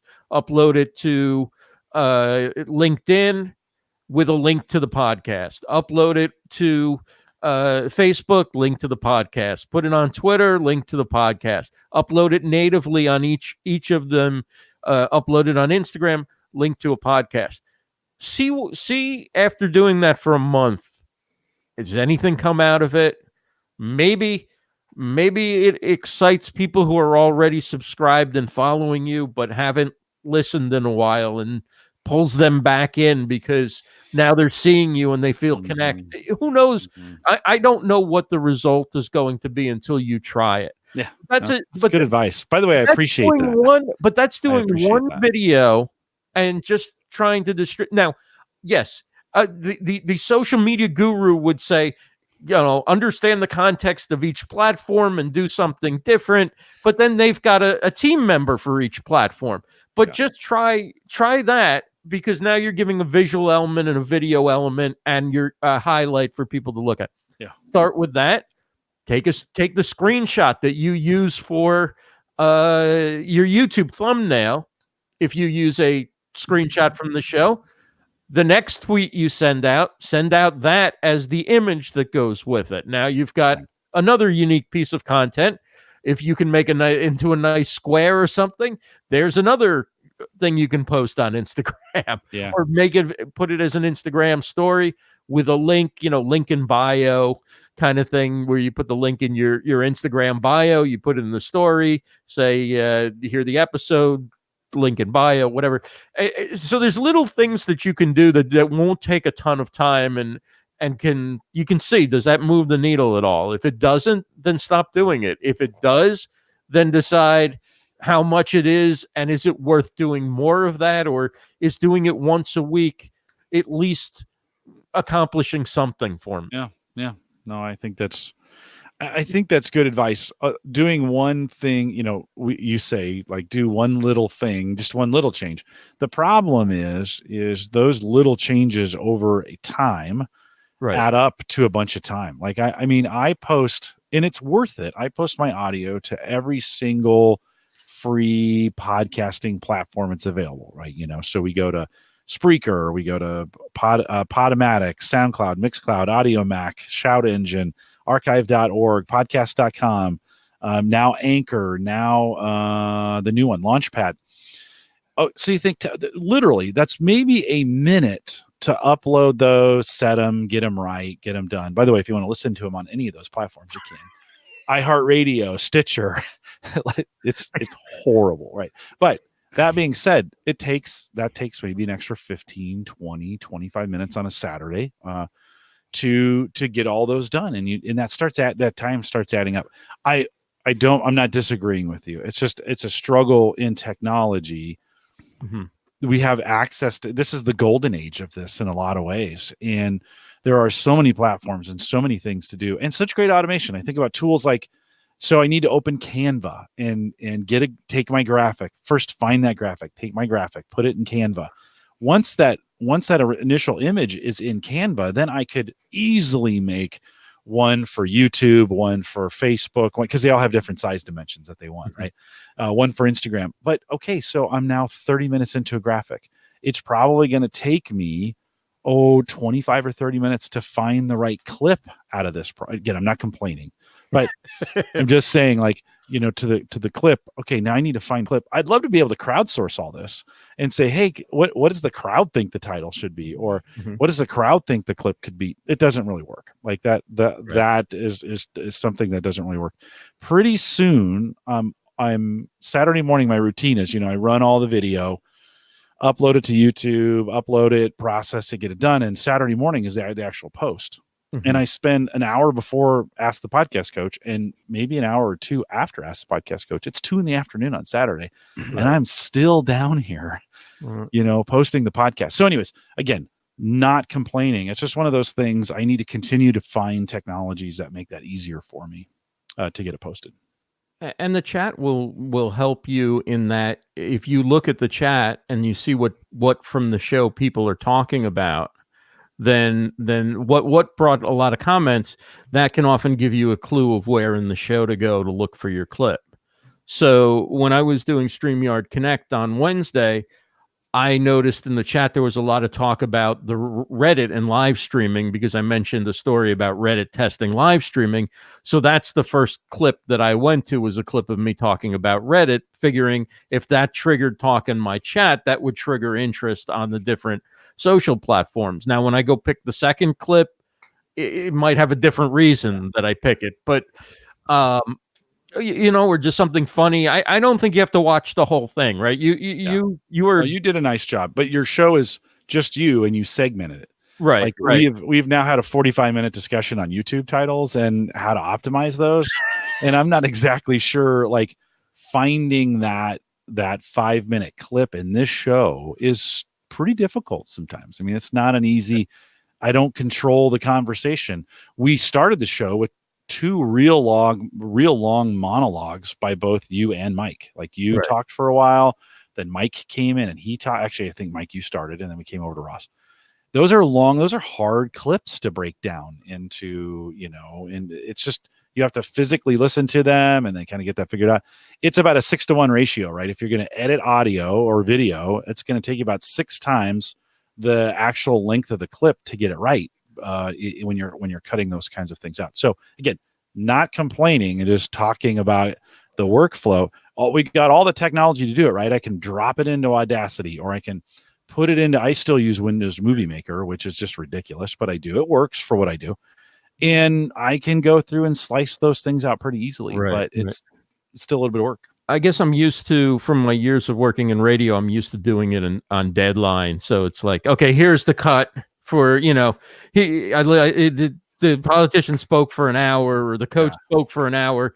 Here's the news. Like, this is the news, or this is what's going to get people talking, or this is what's event. Cut, go.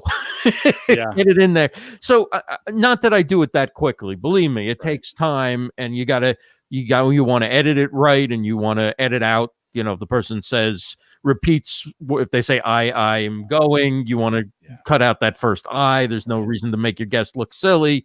Yes, there's a lot of little things that take time. You want to make sure that there's a coherent thought, that it can stand on its own, all those things. But I think you could do it quickly if you said, you started watching back. You watch your shows back anyway, or you listen back anyway. I do. So somewhere along the line, I usually don't listen to them for a week or two later. Oh, okay. Yeah. No, I need to get clear of them. This is what people will want to hear. All right, on. Justin in the chat room here. Let's use the tools that we have available. Sure. I think this is really good. So he says, I asked the chat room, okay, chat room, what should we title this? And he said, streaming, branding, the YouTube, the masterclass. Wow. And I do, right? Well, that, is there the master classes are really catching on YouTube, right? They've got that whole series around it. I might change that to live streaming, branding, and how best to use YouTube, the masterclass. That, again, everybody has their own idea on what titles should be, and I don't think I am really that good at titles. Like I think there's a little bit of an art to that. And I think there's a little bit of nuance to it. And you say, Ross, oh yeah, just kind of the things you talked about. And, there's some of these kinds of things and keywords. And I'm like, yeah, that's not that easy.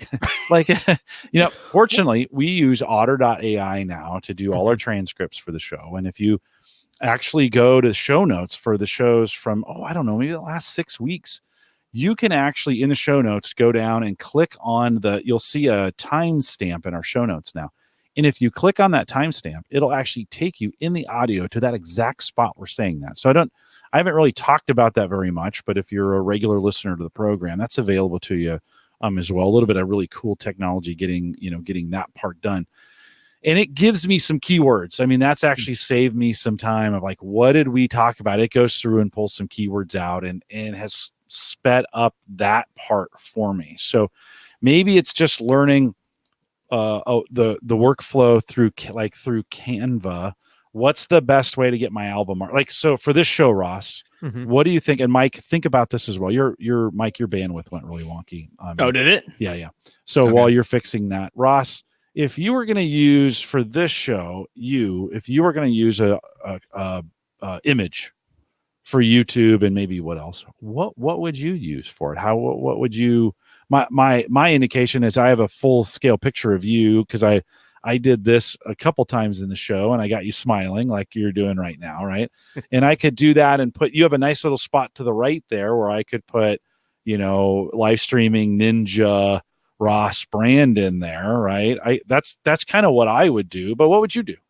Well, I have a certain sort of template that I use for my YouTube thumbnails, and they all have the title, trying to hold it to 4 words or whatever, 5 words most, the title. And some people say never more than 3 words, but I have the title, and then I have an image of the guest. I have an image of myself, and I'll have an image maybe of the product, if there was a product, of their company logo. So Okay. Mine's just that it stands out. So like if you're scanning down the thumbnails, the title stands out big, and that's I mean, I'm not doing anything special with it, but I'm doing more with it than if I just put blue, my website color blue, right, and the name of the title or whatever, and didn't think about it. So I'm adding like maybe one little kind of emoji looking, whatever those things are called, and sticker kind of thing. And, if I'm talking about podcasting, it might be a headphones next to whatever the title is, or just a little something that's eye-catching, but I'm not doing anything special with it. All right, Mike, you're the chief millennial here. What would you do for this show? Jim, I've been the naysayer. This is why this podcast has been killing me. I've been like this negative Nancy the whole time. And because what I want to say here is it doesn't matter, because for people who aren't subscribed to a podcast, I see a clickbait title. I click in and instantly I see anything longer than, I want to say 30 minutes, but for sure an hour. Yeah. I'm back out because I know I'm not going to find what I was looking for in an hour 45. And honestly, I don't have an hour 45 to devote to any YouTube video I watch. Right. So for me, if you're a YouTuber and you want to get content out there and you're going to spend the time to think about titles, to think about keywords, categories, chop it up, make it segments, because definitely put your full video out there for your listeners. Like for me, right? I listen to Ham Nation by Twit, the Twit network. And for some reason, I really like to watch the video side of that because they show a lot of really cool setups people have for their ham radios. I download the video or I watch it on YouTube. Put it up there because your subscribers will appreciate it. I'm talking about for growing, but for your subscribers, your title could mean absolutely zero for your listeners. For your subscribers, like you said, Jim, for the shows you subscribe to, for the most part, people are going to listen no matter what. Now there is, there are some shows that I only listen to the certain catchy titles I listen to, but I think, Jim, for YouTube, chop it up if you want them to listen. For this specifically, if you're talking about uploading the entire hour 20, hour 30, even 45 minutes, 30 minutes and above, I don't think it matters. You might get a few, right? Yeah. You will get a few more listens of random people who have that amount of time to listen, but I don't think you're not enough to make a difference. I don't think it's worth your time. Okay. It's good advice, Ross. But I've been the naysayer this whole time, so No, I feel like I think it's the opposite side. It's the millennial, no attention span, time frame kind of person who's giving that advice. Ross, this is so I'm throwing up a little bit of your branding that you're doing. Right. And this is, I view you as a hybrid between what I do and what all the rest of the YouTube community does. Right. You're in between. In other words, you have consistent branding. So when I look at like if I'm on YouTube and I can tell when I'm coming across your content. You have a consistent font that you use. You have a consistent color that you use. You break, like, I can tell very, very quickly. That's kind of what I was looking for when I was putting my logo on there, is I wanted folks who knew me to go, that's Jim's video, and click on it, right? Maybe Mike, because of your point. But Ross, I do anything you want to, we're running a little short on time here, but sure. Any thoughts you want to highlight on this graphic that you put up? I mean, I think you pretty much just said it. It's consistent branding. I make sure that the font is large enough so that, words that people are looking for, they can easily see against a white background, with black letters against the white background. Put the picture of my guest, a picture of myself, a picture of one of the products that we discussed, and the logo of the company. This was somebody from Electro Voice. For people listening on the podcast, is somebody from Electro Voice that I interviewed at Podcast Movement, and I titled it "Great Microphones for Interviews and Studio." And while that certainly is better than an interview with XYZ from Electro Voice, which doesn't mean anything to almost anybody, people looking for, what's a great microphone to use, or what's a microphone for interviews or for my live stream studio might come across this. And undeniably, Electro Voice's RE20 and RE50 are outstanding industry standard broadcast microphones. They're in every radio station, pretty much across the country that doesn't use a Shure SM7B. I mean, so it's not like I'm making up something and then, I'm putting a $20 karaoke microphone up there. I'm actually putting a top of the line microphone that we talked about in that interview. Yeah. Joe says, I appreciate that. That's a great example. And like I said, I think a hybrid. Joe had said earlier when we were talking about titles, you won't believe how this show will improve your live stream branding. Yeah. Actually, the won't believe, he's joking. I take out the won't believe, and this could be the title of this could be how to improve your live stream branding. That's probably, for me, I'm in the podcast title, I'm going to probably put with Ross Brand. Like, I do want that in my title. One, I want to visualize it for my own. I like to go back through my own archives, and actually I usually put my guests first. So I'd say Ross Brand talks about improving your live stream branding. That would probably be the way I would do it, not caring what the title things are, but the way I like to do it. That's just for me. So I don't know. Probably more people are searching for live streaming or branding than they are searching for Ross Brand. I would say, maybe one day it'll be different. Now, but I don't care. The word brand kind of works because it's now like this word that's used everywhere in marketing. So by accident, people may be searching for the word brand, but Ross Brand is not going to be searched for as much as live streaming or podcasting or YouTube or marketing or branding or media. Right on. We're getting some kudos out in the chat room as well. Fred said really enjoyed tonight's show, Jim, or Brad said that. Appreciate that, Brad, in getting that in. It's a little bit of a risk to run a show like this, Ross, in some ways, because it's not gadgety. Although we do a barbecue show and we had a whole show about alcohol last week, so I basically do what I want, and that's kind of the way I've approached the branding on Home Gadget Geeks. Is I kind of just do what I want. And that's hard. I think it's hard for some people to understand sometimes. It's like, guys, I actually do this. I know this seems weird, but I actually do this for me. Like for me to spend an evening with you, Ross, and Mike every week with you, it's a real treat. Yeah. And it's kind of an excuse. Dave says this. Dave Jackson sometimes says this. It's like, where else do you get the opportunity to have this kind of conversation? And we record it, and other people get a chance to do it. I really give to. I can't say that word because it's family friendly, but I really don't care. I almost did. I really don't care if it goes big on YouTube or if we're massive on LinkedIn. Now, I have that advantage because this is a hobby podcast. At work, it's a little bit different. At work, I've got a whole marketing team that kind of cares. We had talked about, I mean, they do. I shouldn't say kind of, they do. But we're replacing some videos, and they made some new videos. We did some old videos about 8 years ago, and they're just hokey, and they made some new ones out of the stuff I made.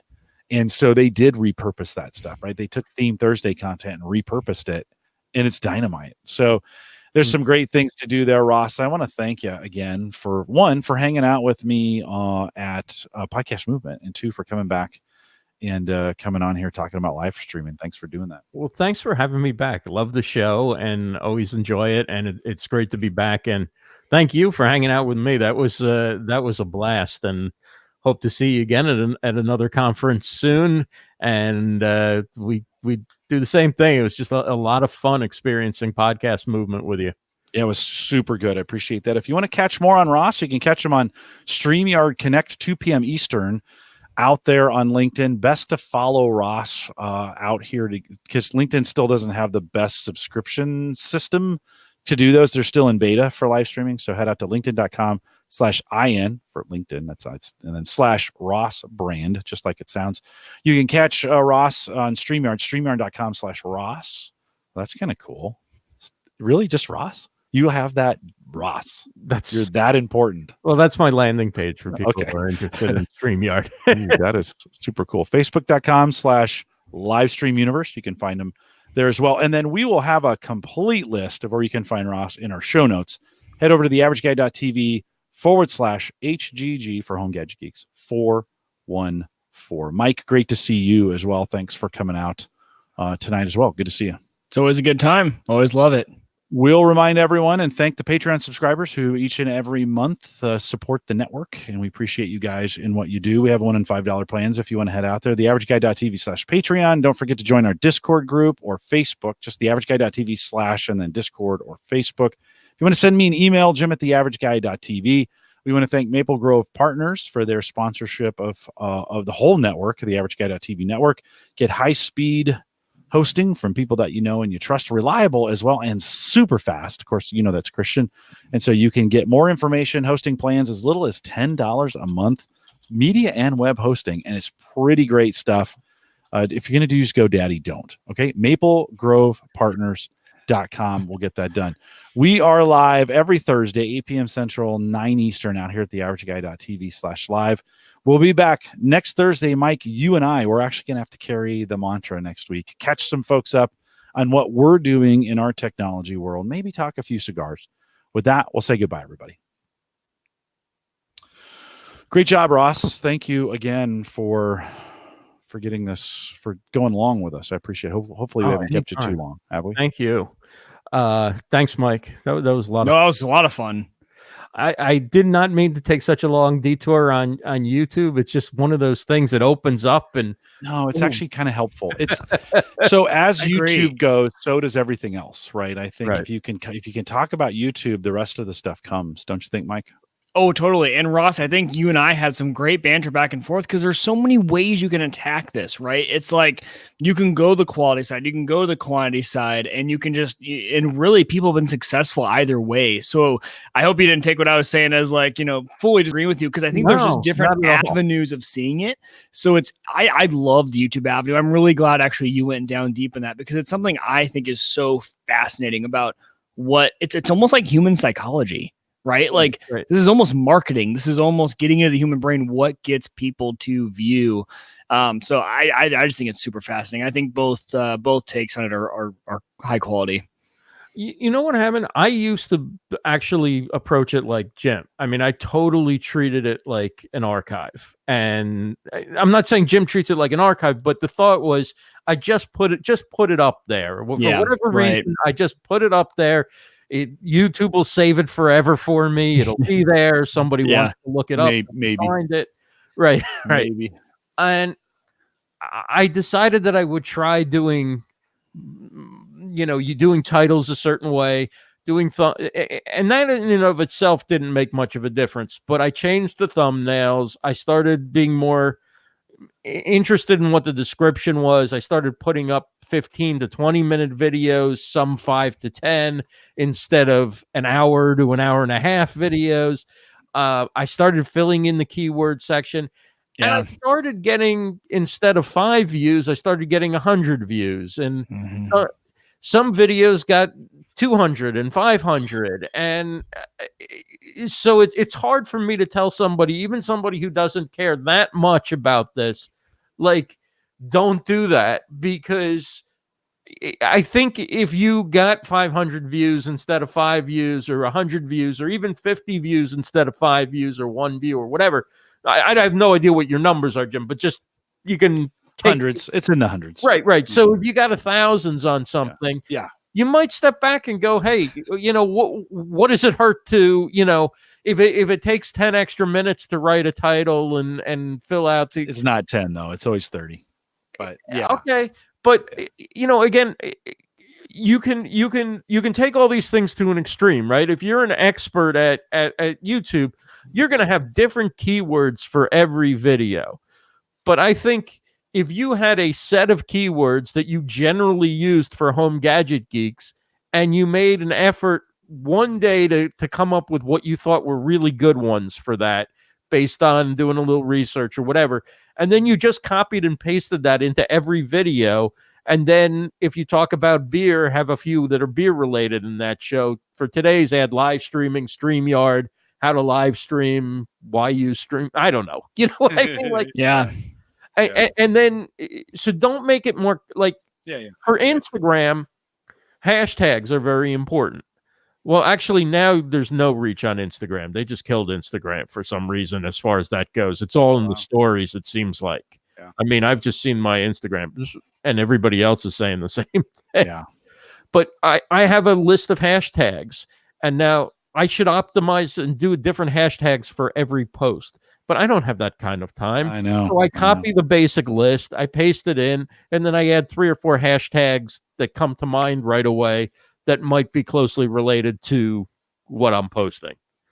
So for this show, I took my normal list about live streaming, posted it in, added something podcast host. I added tech geek or something. I added technology something. I don't know. I know. In a way, in a way we go. But it's better than not doing it, right? Yeah. Well, and maybe there's a strategy where, and maybe I'm thinking, too narrow about this, but maybe there's a strategy. So, I try to have everything done by noon on Saturday. Like if this thing goes into the afternoon, I have to be productive on other things on Saturday. Like that's my day to get my chores done and things done around the house and work on some things in the yard and some of the other stuff. But maybe I need to think and plan some things out where, like, okay, so Sunday afternoons or Sunday evenings, if I have time, think about, like, maybe I need to have a list that says, okay, find a 15-minute clip in the video from before and post that to YouTube, or do that, make a video with it, put the subtitles in it. I mean, make that thing, and then spend the rest of the week just promoting that one 15-minute video, right?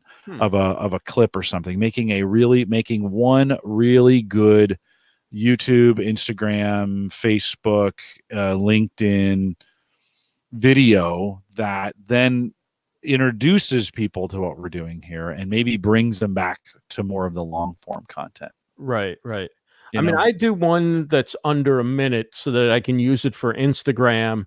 And even though all the others will give you a little more time, if you want to upload it in Facebook, you can upload very long videos. but I do a 1 minute, a clip that's under 1 minute. Yeah. I put text on the top and on the bottom. I should do the captions, but I haven't started doing that yet. And make it into a square so it stands out in the news feeds, and it particularly for Instagram it works. And that's, maybe I'll do a second one or a third one depending on how I feel and how quickly they come together. Yeah. But that's what I'll do, and that'll be the basis of promoting it. I'll take a screenshot from the show and use that for a couple of social posts. As far as YouTube goes, I think if in an ideal world, I think every video would answer one question that somebody has. So each question or each topic would be its own. Like if you asked Ross, what's the best live streaming platform, and I answered, that would be one. That would be its own video. This show is so not structured that way. Right. That's the problem. It's so just rambling, you know. Well, I don't have time to do that. Right. So I no longer do full hour shows with one person. I do. Right. I used to do 4 15-minute guests, but the extra work of getting the fourth guest wasn't worth the time. So I make the guests go 5 extra minutes. They seem to appreciate it, and I have less work to do. So each 20-minute becomes a 20-minute video. 20-minute videos perform much better than hour videos. Yes, they do. So, but again, ideally, I would take each one and cut it up to like Mike was saying, because I actually did that for one and then just didn't have time to do the in and the out, and it's so much work. No, it is. It's a ton of work. I don't know, Mike, what are your thoughts? Any, as you're thinking about this? Not as much. No. Yeah. I've actually got to run, Jim. I apologize. I know. Listen, I'm seriously committed. I am seriously questioning your commitment to the show, Mike. I apologize. You've only been here for an hour and 45 minutes. I apologize. I've got something I got to really help her with, and I was like, yeah, you're good, dude. Are you good? Okay. Well, no, you're good, man. You never listen. If you ever need to go, especially for Hannah, you just say the safe word. I've got to go. I've got to go. Cause Hannah, and then bail. I was asking. I was like, I was seeing if I could solve it over text. I was like, no, go take care of it. Thanks. I thought we were just getting warmed up. Ross, great talking to you. Appreciate you being on the show. Awesome. Thank you, Mike. Great connecting. I'll shoot you a note late Saturday, talking about Sunday. No, seriously, about Sunday. Let's do it. All right. Sounds good. Adios. Right, see you, man. Take care, Mike. Are we still live? Yeah, we are still live. Okay. Yeah. No, this is officially here. I'll put that post show. I don't like that. Yeah. Let me make a post show banner here. Let's see. This is the post show, just in case anybody comes across it. I don't know why they would, but just in case they do. There we go. How's that? Cool. Actually, it looks good. This is all stock. I'm a big stock guy. I like things kind of stock. So Ross, this has really challenged me a little bit to up, and maybe we'll have to do a follow-up in a couple months. Okay. To up my process game on this and continue to look for and find some tools where I can, because, okay, I say I don't care, but you're right. You said, all of a sudden, if you were getting 2,000 or 3,000 views on a video that would normally get 15, right. You might care. Well, okay, you're right. You're probably right about that. So, maybe I'm going to start looking at how do I continue to optimize my process a little bit at a time to kind of get what I want. I'm a strong brand guy, so I still need to figure out like how to get the green. It's not showing right now, but how do I get the green Home Gadget Geeks logo in there? But I don't want it to look like a big cluttered mess. So right. I like your idea of a template. So maybe I just need to take my current logo and find a way to make a template out of it, and then just be more consistent about templating it like you do. And maybe then I need, as I think about that in Canva, I think, all right, how do I break this down so I can quickly get one for Facebook, one for Instagram, although I'm not even on Instagram. Nobody follows me. That's not totally true, but YouTube, those kinds of things. You changed your handle, didn't you? I did. It's the real old JC. Took me a while to find you one day. Tag you on Instagram. I do 0 on Instagram, and I should do a lot, but I don't. I think stories are kind of where it's at right now on Instagram. And the nice thing about stories is since they disappear in 24 hours, unless you archive them or put them into one of those little highlight uh, icons that go at the top of your profile, you don't have to put a ton of thought into Yeah. stories if you have something that is I have not gonna embraced capture stories at all. attention. I have not. I have to be really careful with my job that I am not, I'm a personality at my job. Right. And so since I've started doing that, my personal stuff has really suffered, which is probably better for the world, just to be 100% honest. But I don't post much personally anymore. It's all work related. That's So all right. I have to be really careful. That's Yeah. all right. I mean, No. you've got a great footprint through work. I mean, Yeah. even And I have a brand there that I need to watch. even 20 years from now, people can go back and watch your stuff on YouTube or listen to the podcast that you did on Gallup. I mean, that's all your body of work, whether you're doing it for a brand or you're doing it for yourself. So you've already got that working for you. So that does take a lot of sort of the pressure off having to do everything on your own social channels for yourself, because your footprint is there through those webcasts. Yeah. Well, yes, it is. And ask the podcast coach. Yeah. Well, and we have 23,000 subscribers out at the Google or at the Gallup channel, and so that it's a whole different world out there. I mean, it's just different, right? I'm curious. I'll be curious to hear like how it goes, and maybe you'll discover a few things along the way that you go, "Hey, I took this and I tweaked it, and that made all the difference." Or something, Yeah. Well, it'd be important to know kind of what I want to do with it, how will I measure it? The long play videos are in the tens, so we're anywhere from 25 to 75 views on those long play. Right. I'm not sure there's any. So if I just kept the length as it is, I don't think there's, to Mike's point, I'm not sure there's any trickery I can do. And this is kind of why when Steve pinged me, I was like, yeah, I'm probably not going to do anything. I did change some stuff, but I think I have a fundamental problem in length, and I'm not sure no matter what I do, short of paying to have it promoted or just luck of it showing up somewhere else, I don't think in any world that's ever going to just on its own take off, right? I think I'm going to need a kind of a lucky break on some of those kinds of things to get them done. That's just kind of my thought. Well, the only way you'll know is if you test it out by doing a title differently, a thumbnail differently. I mean, I wouldn't. I would keep your show as it is, but then you could do additional clips as their own upload, and then as you can have playlists around topics and things like that. I mean, there's some things you can do to tweak that don't necessarily take a lifetime of time.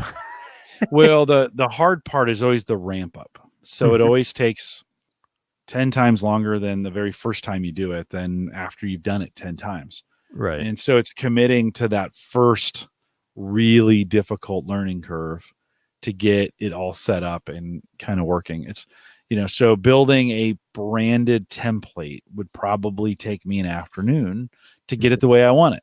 And now once I've got it, then every week it's just cranking it out. Right. The other option is to, and I've thought about this for a long time, is to use Selenium Selenium's a recorded kind of software tool where you can screen capture and then fill in sites automatically. I could, in theory, my systems are so repetitive, for the 10 sites that I post to an audio that takes me an hour or whatever it is, I could set those up, click a button, and off that goes, and then I could be doing something else while I get that done. And so there could be some continued improvements that I do in my workflow that kind of buy me some time. I do know this: I am best when I do them in little bits over long periods of time. Not one time, don't eat the elephant all in one sitting, but little tiny chunks. Right. And I kind of like the idea of coming back to it, looking for that video clip, saving it off, finishing my process, and then later through the weekend and maybe early into the week when I'm not doing anything, put that together and promote that clip, so to speak. I think you're going to enjoy having those clips anyway. Yeah. Over time, yeah, it'll be nice to look at your social media, something like Instagram, where you go to your profile and you kind of see everything you've done for a while and you've got clips from your different shows there. I think you'll enjoy having that. And I think you'll enjoy having them if you want to do something in the future that's related to something you did in the past. And you may use a clip. You may even play a clip during the show at some point from an old show. Hey, Ross was on episode 286 and I asked him about the future of live streaming, and at that time he said it was all blab or what. See, I never remember those things. I don't have that kind of memory. But yeah, no, I do. There are moments, and I need to take advantage of that here on StreamYard. The clips. I haven't done that yet. Where you upload a clip. Is that available on the free version? I don't know. Oh, okay. That's under. Is that under banners or what is that? Let's see. That's under branding. Branding. It's the same one with banners. I think it's the same one with banners. Okay. Okay. Well, do you have overlays? I haven't done any. No. But I'm saying, do you have the option to I can see them. I don't know if I can do that one. Customize free plan comes with one example overlay. If you'd like to upload, so I'm still doing free. I may pay for this. I'm paying for Otter now, so I get 6,000 hours of transcriptions, which I'll never use. I won't even use this. How do you do the transcription with Otter? I had somebody show me Otter at an event because they had Otter running while I was speaking at a table, and I had no idea it was running like 3/4 through. Oh no, I got everything you said. Don't worry. Yeah. It sent me the file. So how would you use it for a broadcast? Yeah, here I'll show you really quick. So we'll bring that in. So let me turn off the banner. So this is the front end, and each one of these are uploaded audio content. So once I get the MP3, I just import it in. That part is pretty easy. Oh. Right. And then it goes through and starts doing its magic. And it will give me then a kind of this breakdown, right? These are me, and then you can see Mike, and it starts going through and transcribing for us. And so this is the Average Guy Network. You found Home Gadget Geeks show, lucky number 13, recorded on August 22nd, right? Blah blah blah blah blah. Works its way through, and then we had Cody Wheat, and I never had Cody before. So what I started doing is identifying. You can go in on an edit and you can start identifying these sections as listeners. So you can go, okay, I'm going to choose this. And these are all the folks that have been on the program before. Right. And it will start remembering, and that's not what I wanted to do. It'll start remembering. And with Cody, with a brand new voice, you need to get about 5 to 7 really solid minutes of his voice. Then it'll start going through, learn the voice, and then start filling in the rest of the transcriptions, which is a really important thing on a long form podcast like this, right? So is it able to grasp that during the pre-show then? No. So no. You do it from the recorded. Yeah. So like when I upload this audio this weekend, it'll know me and it'll know Mike because I've given it files of me and Mike and told it that in the past. It won't know you. So let's pretend for a second this is this week. So here's me, and then Mike says some things, blah. We're talking about the weather, right? We always do. Right. And then here's Cody. Let's pretend you're Cody, but it would be blank. There would be nothing there. So I would say Ross is talking. I'm going to type in, I'm going to identify it. That's Ross Brand. Right. And then I'm going to start going through for the first 10 minutes, and I'm going to find every time you talk, and I'm going to change it to you and tag you. Right. And then I'm going to say rematch the speakers, and it's going to go back through the file and take your voice print and attempt to identify you now throughout the rest of the file. Okay. which is really handy, by the way. That is super. That's amazing. It's very amazing. So I understood it for like a live transcribing, like a live speech or something. I didn't realize that you could upload MP3s to it. Yeah. Now, is that only part of the paid plan, or is that no? The free plan is 600 hours, which for most people is plenty. I actually could do it with 600 hours forever, or 600 for a month? Per month, and it rolls over. No, they don't give you. It's just they don't give. If you don't use it, you lose it. But 600 hours a month of. No, I'm sorry, 600 minutes a month. There we go. 600 hours is pretty unreasonable. I have the plan I have right now. Let me look at this really quick. So I have their paid plan, and I think I am at 6,000 minutes. So you get 600 minutes free. Okay. 6,000 on the paid plan, which is $10 a month. Are you doing more than just your Home Gadget Geeks and Cyber Frontiers? No, for now, just those two. I'm using the free plan at work, but we are building our own version of this as well at work, which is super cool. Yeah, we're going to use it. We're going to model it on this. How much time does it take to clean it up after it's gotten used to recognizing the voices and things like 20 or 30 minutes per hour? Okay. Something like that. Yeah, it's pretty fast. So as soon as I get my MP3 into my flow, as soon as I get my MP3 ready, I drop it into Otter and let it start doing its thing. And then I need to go in and make some initial edits to get it close or to add you. And then I reprocess it. And that's going to take probably another 20 minutes. Depends on how long the show is. Could be half an hour for a show as long as we just did. That's amazing. Yeah, no, it's super cool. And so that's where I didn't realize. So that's where the transcript comes from. Yes.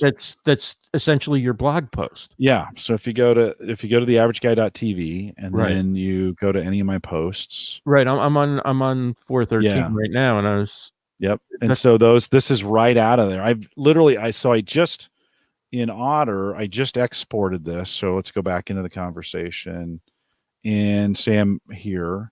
I'm going to say, hey, export this as a export text. Never export the audio. They monkey with it and it's terrible. Okay.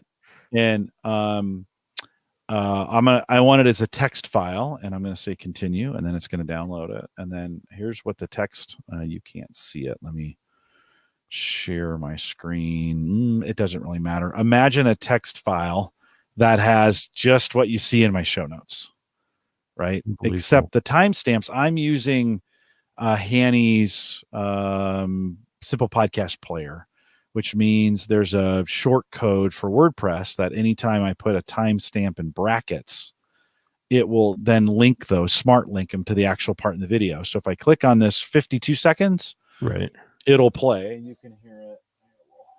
We'll do a USB pass-through.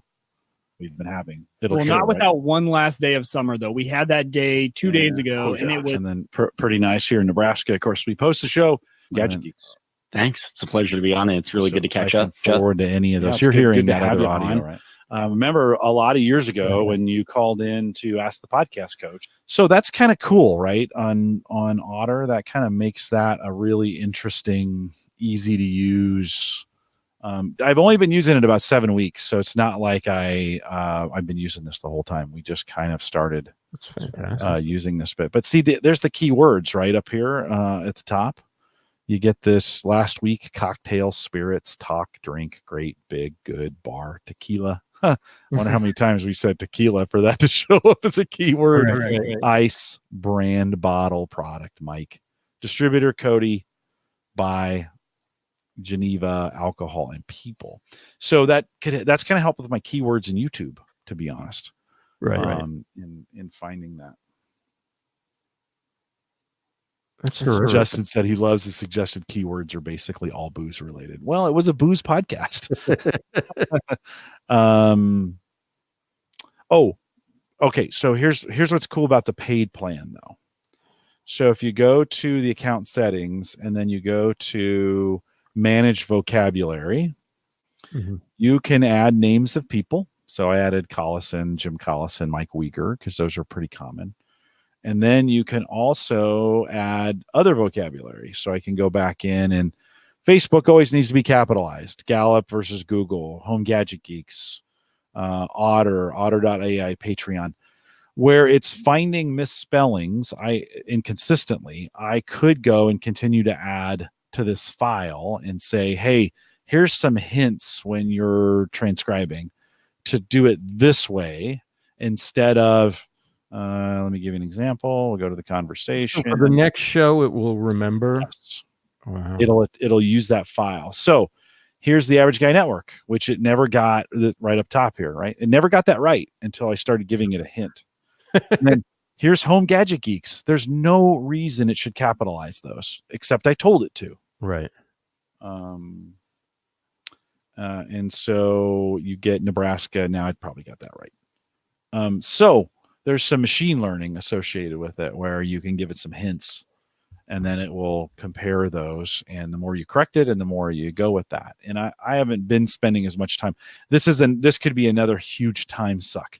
Imagine trying to fix errors in an hour and a half long podcast where we're all stepping on each other. Right. Right.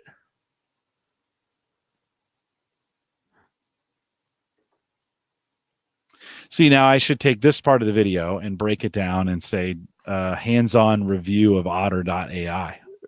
Right. I always feel it's just so disingenuous when I'm like, we didn't cover everything and it wasn't very structured. And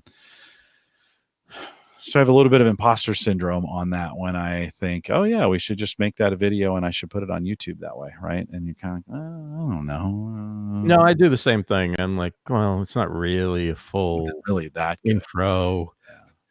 But somebody could come away with the idea that this is worth using or not worth using based on what you just showed. I mean, you did demonstrate. I did. See, so you'd be accurate, like how I do my show notes with Otter.ai. Or yeah. Or writing better show notes. That would probably be the right phrase, right? Right. Writing better show notes. Show notes in 30 minutes, in 10 minutes or what, transcription done like, I don't know, but in fact, you are really showing people an easy way to get your shows transcribed and to do a blog post with show notes from that.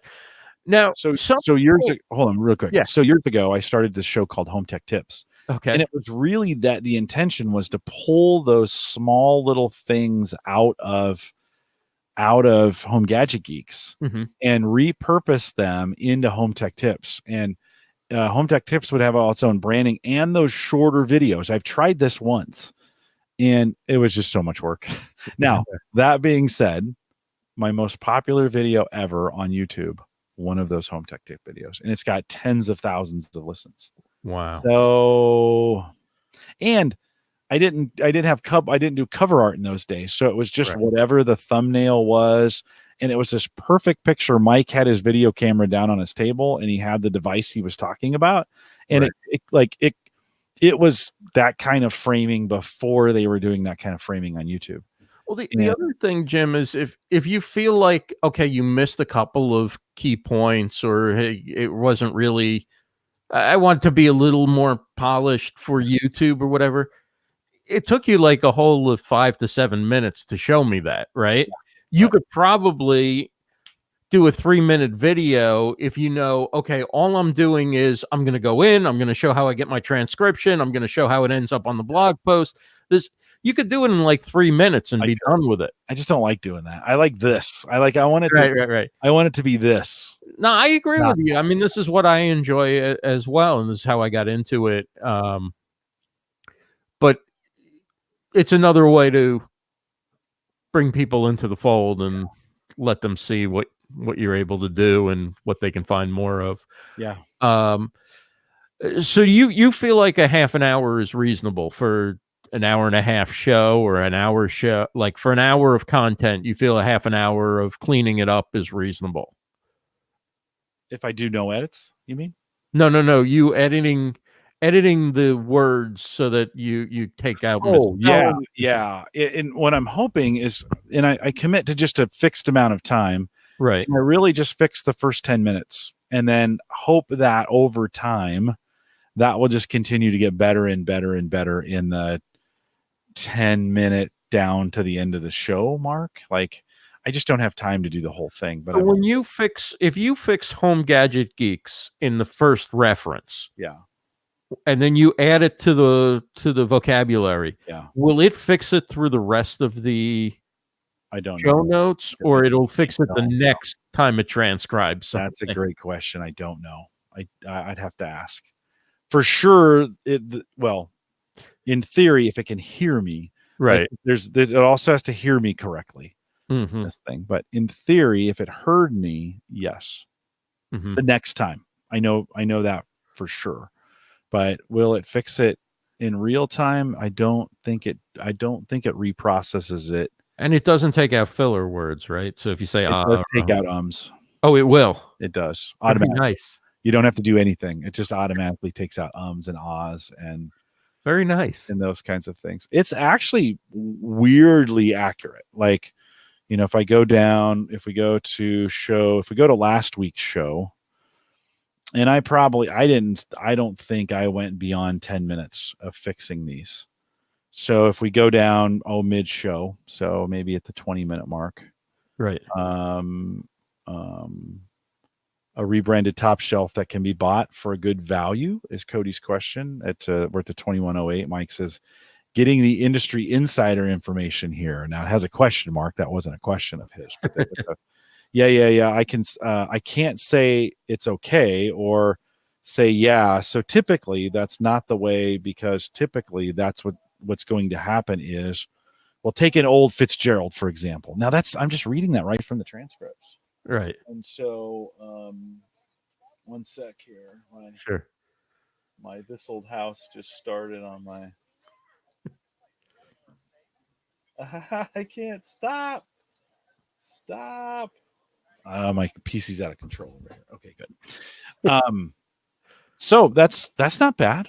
I mean, that's pretty good. We were talking about old Fitzgerald, and it got that part right. That's a kind of alcohol. Right. And it got that part right. Now the sentence formatting is not very good. And you can totally tell this is me. So I say 2230. Yeah. And I think from a price perspective, I alluded to this just a second ago, because the momentum I'm seeing is in the liquor store. The prices of even the name brands begin to kind of creep up. And I think there's some excellent opportunities locally to see if you can find something local, right. Distilleries that are trying to undercut. Now they got it wrong. I said that it says that Mike Brickways in the space. We have a local thing called Brickway beer. Right. I would, if I really wanted that to show up accurately, I'd put Brickway in the hints. Right. Not bad. Yeah, no, it's pretty good. Kind of cool. For those listening live, I'm gonna cut you guys off. This thing, I still need to have it rendered tonight. So Ross, hang tight for 1 second. Thanks for coming out, guys. I appreciate it. If you've hung this long, you're a super fan. We'll see you guys next time.